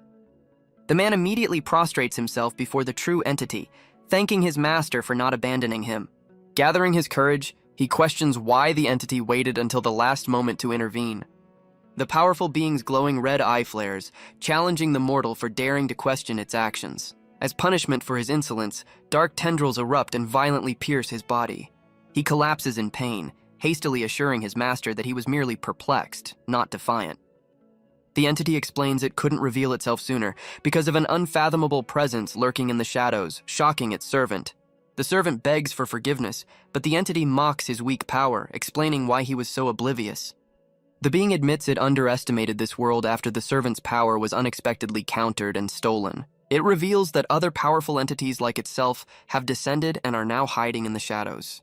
The shadowy form dissipates, leaving the bewildered servant alone and calling out into the empty room. Suddenly, the click of the bathroom door opening startles the injured man. A familiar girl, Zhao Yibing, enters the room, her expression cold and unnerving. The man reels back in shock, unable to comprehend how she could possibly be there. As her form darkens with a sinister red aura, he finally recognizes her as the powerful entity. He immediately bows before his master's new vessel, pledging his undying loyalty. The entity commands her new servant to show her the secrets this surprising world has to offer. The entity informs its servant that their next target is the boy who started it all, Shenye. It wonders how Shenye broke a powerful curse, a power it spent eons creating and now intends to reclaim. To replenish its energy, the entity explains it needs souls, a hunger the servant feels as an unbearable torment.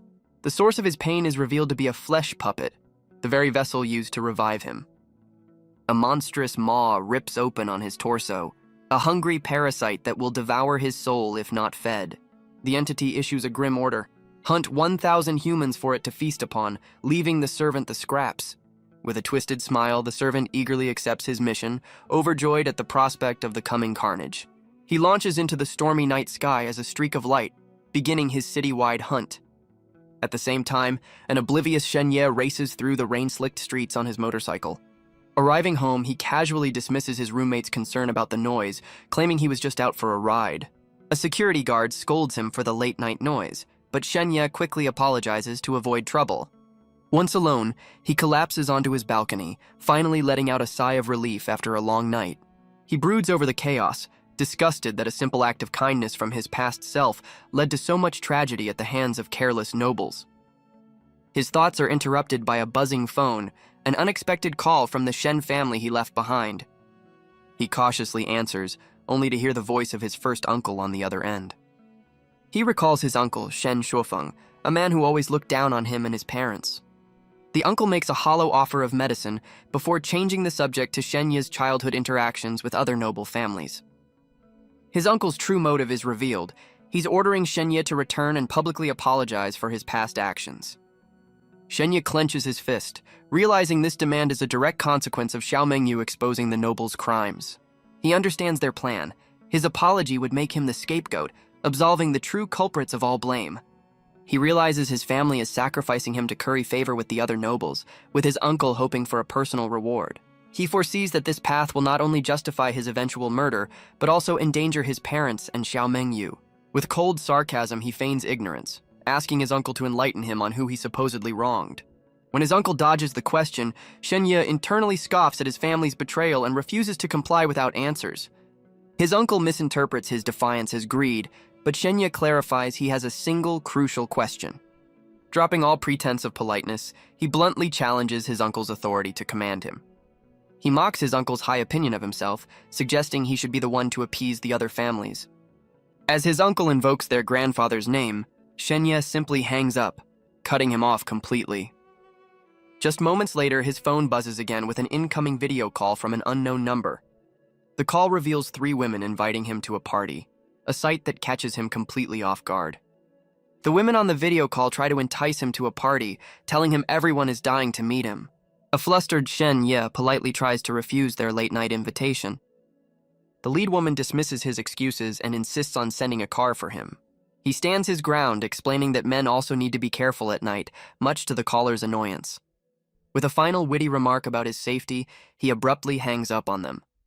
He deduces these powerful families are simply curious about the man Song Qingyun, the ultimate heiress, intends to marry. Annoyed at being treated like a spectacle, he collapses onto his bed, wishing he had the power to defy them all. A system notification pops up, counting down to midnight and promising a new title for the next day. He's shocked to learn he has a one-time opportunity to gain a hidden ability by achieving a specific title for the 3rd time. He sits up, realizing that to fight his family and the nobles, he needs to actively pursue more power. With newfound resolve, he decides to gain the power to crush anyone who stands in his way. As the clock nears midnight, he focuses on seizing the opportunity for a hidden ability. His apartment door transforms into a glowing red portal, signaling the start of his trial. He finds himself transported to a desolate, misty forest, ready for whatever comes next. A massive, glowing skeleton suddenly bursts from the earth, surprising him with its appearance. He cautiously observes the towering undead creature, questioning its sudden emergence. The skeleton, its purpose seemingly fulfilled, informs him that their time together is over. It explains its need to return to the undead realm, prompting them to part ways. As thanks for his help, the skeleton gifts him a glowing blue ring, which he gratefully accepts. The two bid each other farewell as the skeleton disappears back into the gloomy woods. As the skeleton disappears into the mist, Shenya is left alone in the eerie forest. Now clad in armor, he watches his new friend depart, wondering if the skeleton can survive out in the wild. His thoughts are cut short as a massive explosion of purple energy erupts in the distance. The powerful shockwave sends him flying, knocking him to the ground in disbelief. Amidst the chaos, he recognizes the pained cry of his skeletal companion, realizing it's in trouble. He's stunned that his powerful friend was attacked so soon and fears it was defeated instantly. Acknowledging the overwhelming power of the unseen enemy, he wisely decides to retreat. But a system notification freezes him in place, warning that fleeing will cost him his precious title.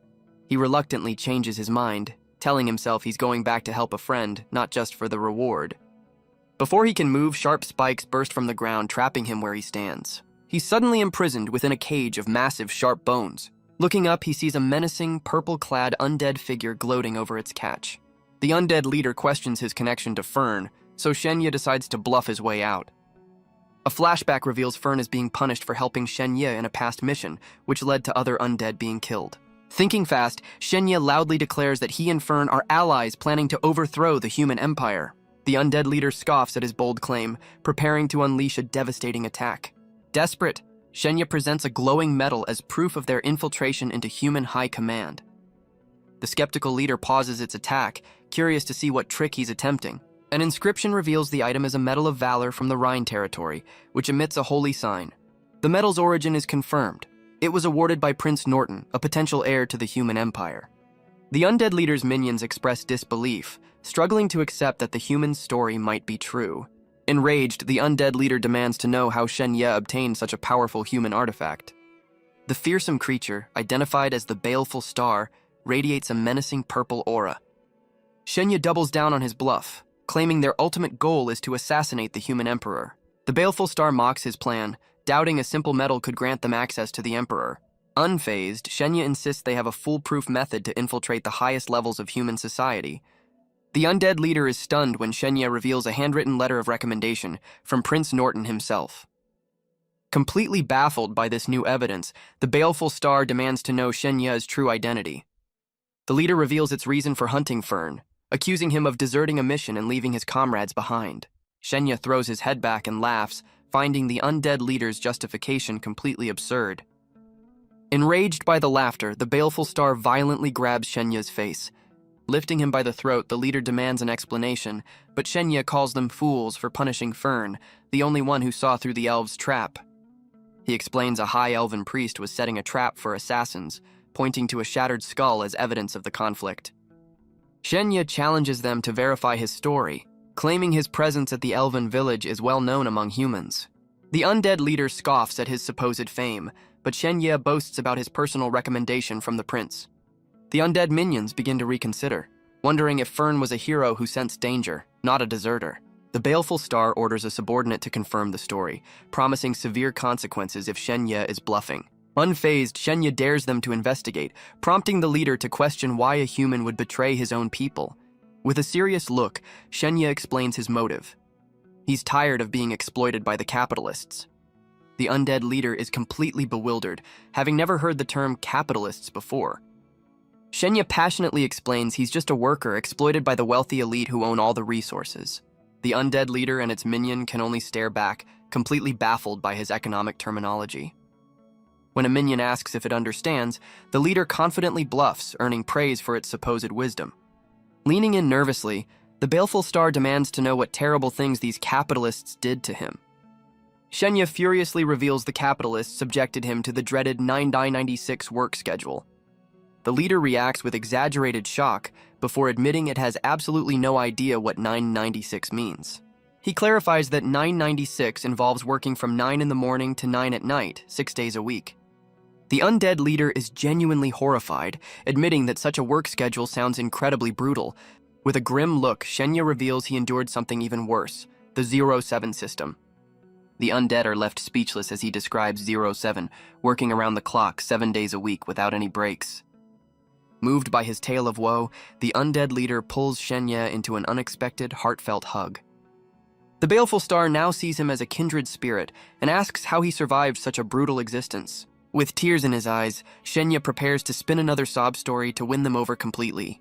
He begins a tragic tale of being a freezing, starving child with only a single box of matches for warmth. A system notification warns him this story will likely earn him the embarrassing title, The Little Match Boy. Horrified by the prospect of another ridiculous title, he internally rejects the idea with all his might. He quickly pivots, claiming that just as he was about to freeze, his savior Fern appeared and rescued him. At that moment, a minion returns and confirms that Shenya's story about the elven trap is entirely true. The undead minions realize Fern is a hero who not only dodged a trap, but also recruited a valuable human ally. The baleful star is now conflicted, knowing it can't execute Fern without turning its own soldiers against it. The baleful star internally weighs its options, realizing saving Fern is costly, but killing him is now impossible. After a moment of thought, the undead leader clears its throat, ready to address the situation. It dramatically presents a medal to Fern's disembodied head, declaring him a valiant and deserving warrior. Turning to Shenya, the leader bestows upon him the new title, The Little Match Boy, to help hide his identity. A system notification confirms the embarrassing title is now his, much to Shenya's internal frustration. With a sparkling flourish, the baleful star expresses its immense pride in both of them for their supposed loyalty. The leader and its minions quickly depart to report the news, leaving Shenya to deal with Fern's battered remains. As they vanish, Fern's head calmly explains that the undead often abandon their injured comrades. Fern reassures him that its power is in its skull, prompting Shenya to promise a calcium supplement for regrowth. Fern then curiously asks if capitalists are real, to which Shenya clarifies they only exist in his world. Fern explains that other races often copy humans, shuddering at the horrifying thought of undead capitalists. A system notification suddenly warns Shenya that he's been spotted again and cannot flee this crucial encounter. He's immediately surrounded by armored soldiers emerging from the misty woods who command him to freeze. The knights accuse him of being a traitor to humanity, having caught him red-handed with the undead. Shenya is stunned as he recognizes the person leading the group of knights. It's Prince Norton himself, who mockingly greets Shenya as the boy who lived. The prince demands an explanation, threatening to execute Shenya personally if he dares to lie. Thinking fast, Shenya cheerfully presents Fern's skull, introducing him as his personal undead informant. Prince Norton scoffs at the claim, questioning how a human could possibly form a contract with an undead.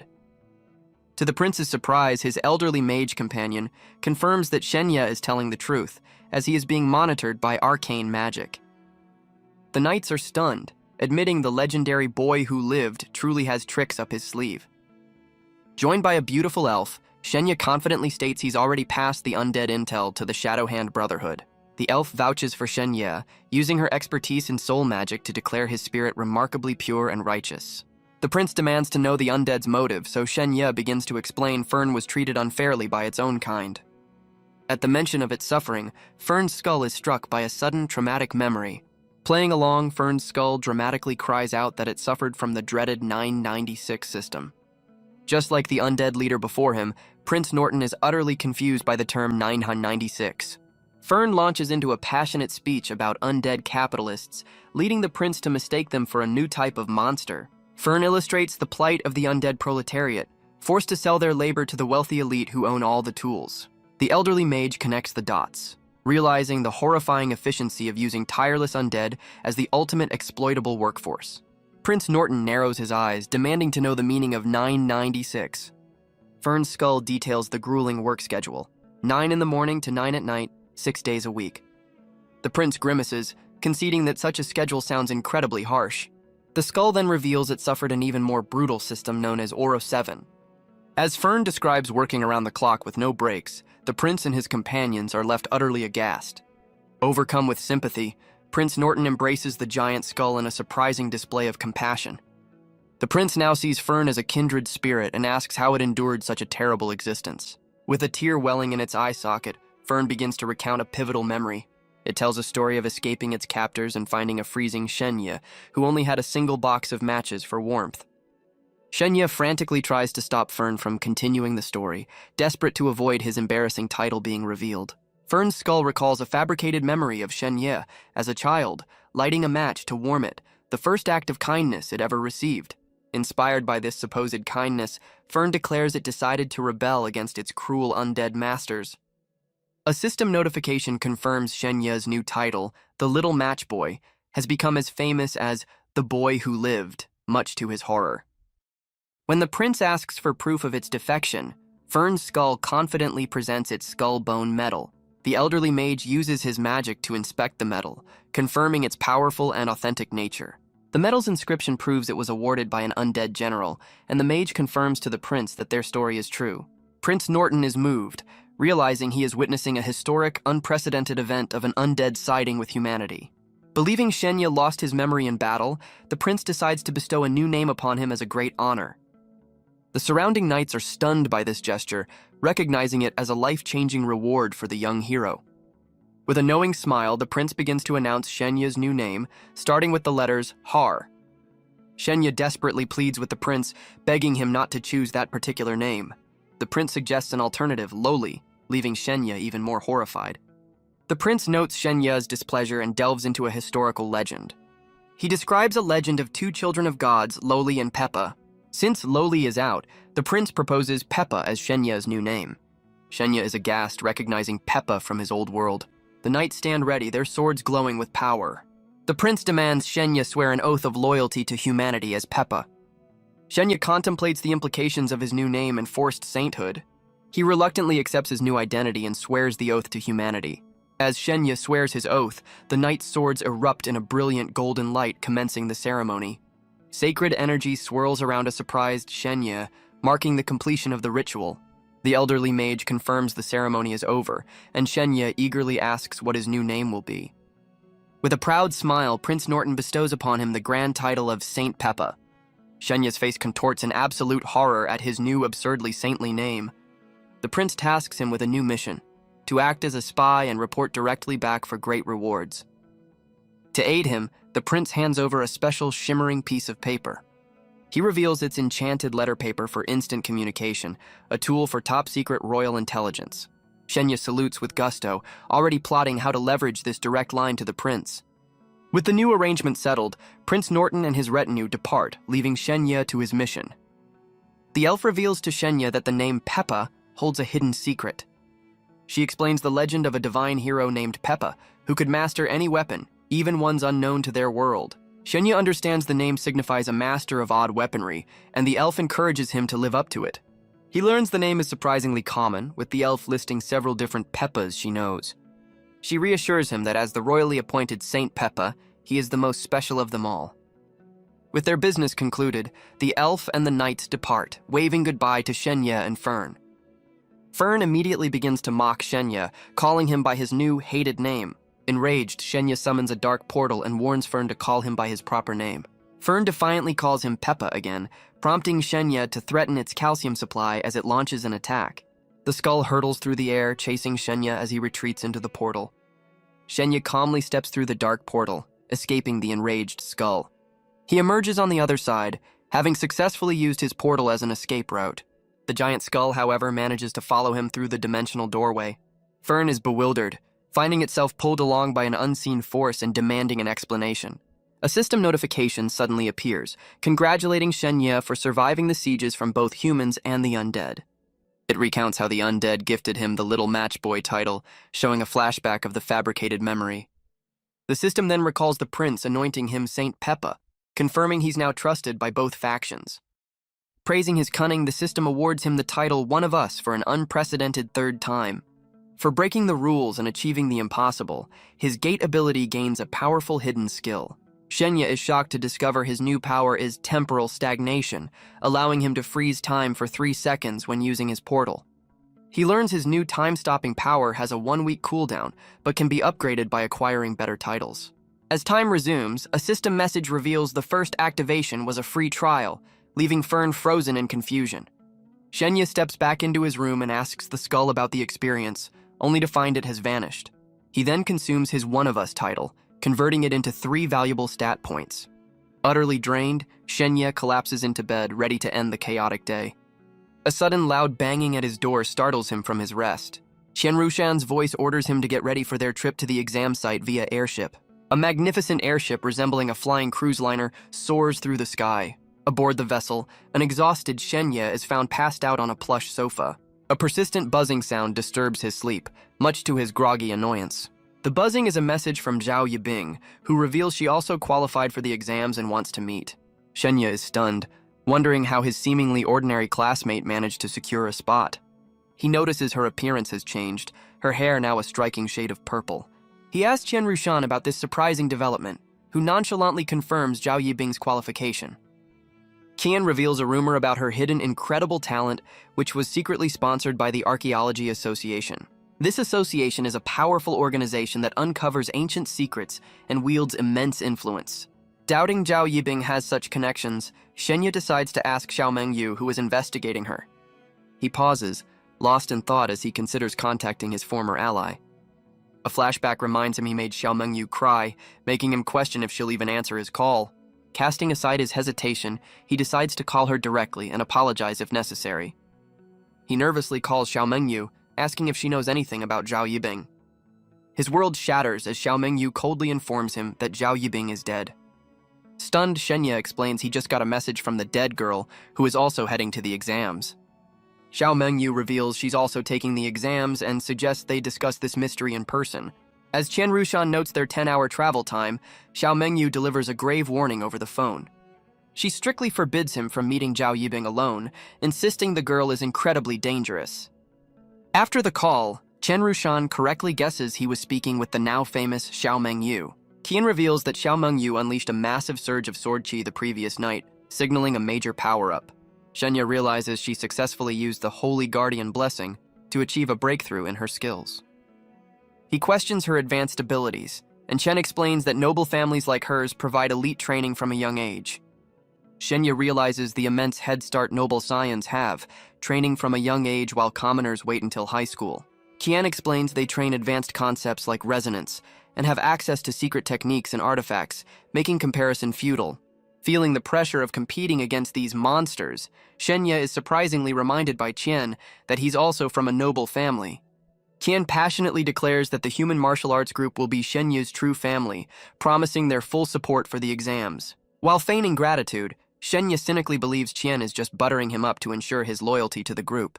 Qian notes Xiao Mengyu's new water-walking ability, but an exhausted Shenya dismisses the topic and tries to get some sleep. His attempt at rest is immediately thwarted by another persistent buzz from his phone. Annoyed to see it's Zhao Yibing again, he decides to trick her with an old photo to get her off his back. He sends a deceptive message, claiming he's still in a different city and won't be at the exams for a couple of days. The moment his message is sent, his phone buzzes with an instant reply, startling him. Zhao Yibing counters his lie, claiming she's also in Zhangbei and asking for his exact location. Shenya's eyes widen in disbelief, certain this is no mere coincidence. Thinking fast, he sends another old photo, lying that he's now heading to Nanshan Temple. Before he can even put his phone down, it buzzes with another immediate reply. She eerily claims she's already at the temple and suggests they meet for dinner. Shenya checks a map, horrified to see the temple is 60 miles away, making her instant travel impossible. Overwhelmed by the strangeness, he gives up and collapses on the sofa, deciding to sleep it off. He convinces himself she can't possibly reach him on the airship, which is currently flying high above the temple. The scene shifts to inside the temple, where Zhao Yibing stares at her phone with a body lying behind her. A horrifying reveal shows her feasting on a victim, vowing that Shenya cannot run from her. Inside the temple, the serene statues are disturbingly marked by the recent violence. Elsewhere, another monstrous scene unfolds as a determined girl stands over the fallen, vowing to reclaim what's hers. The story then flashes back to a snowy night at a serene traditional estate. A young Shenya is seen enjoying a festival, running with a sparkler under a sky full of fireworks. His celebration is cut short when he spots two young girls cowering in fear nearby. The source of their terror is revealed, a monstrous wolf-like beast stalking them through the snow. Despite the danger, the young boy shouts and charges forward to intervene. He bravely positions himself between the beast and the girls, shielding them with his own body. The massive creature lunges, its jaws snapping shut towards the defiant child. The memory ends with a voiceover, marveling at how the boy miraculously survived the brutal attack. The flashback continues, showing his parents relieved that he's finally stable after the brutal encounter. The 2 girls he saved are shown, holding handmade cards as a token of their gratitude. They visit the bandaged boy in his hospital bed, giving him a card and saying their goodbyes. A blushing Shenye proudly presents the cards he made for them in return. He stands alone on the snowy street, waving as the car carrying the 2 girls drives away. His dream is interrupted as Qian Rishan shakes him awake, pulling him back to the present. 10 years later, he can't help but wonder what those 2 girls look like now.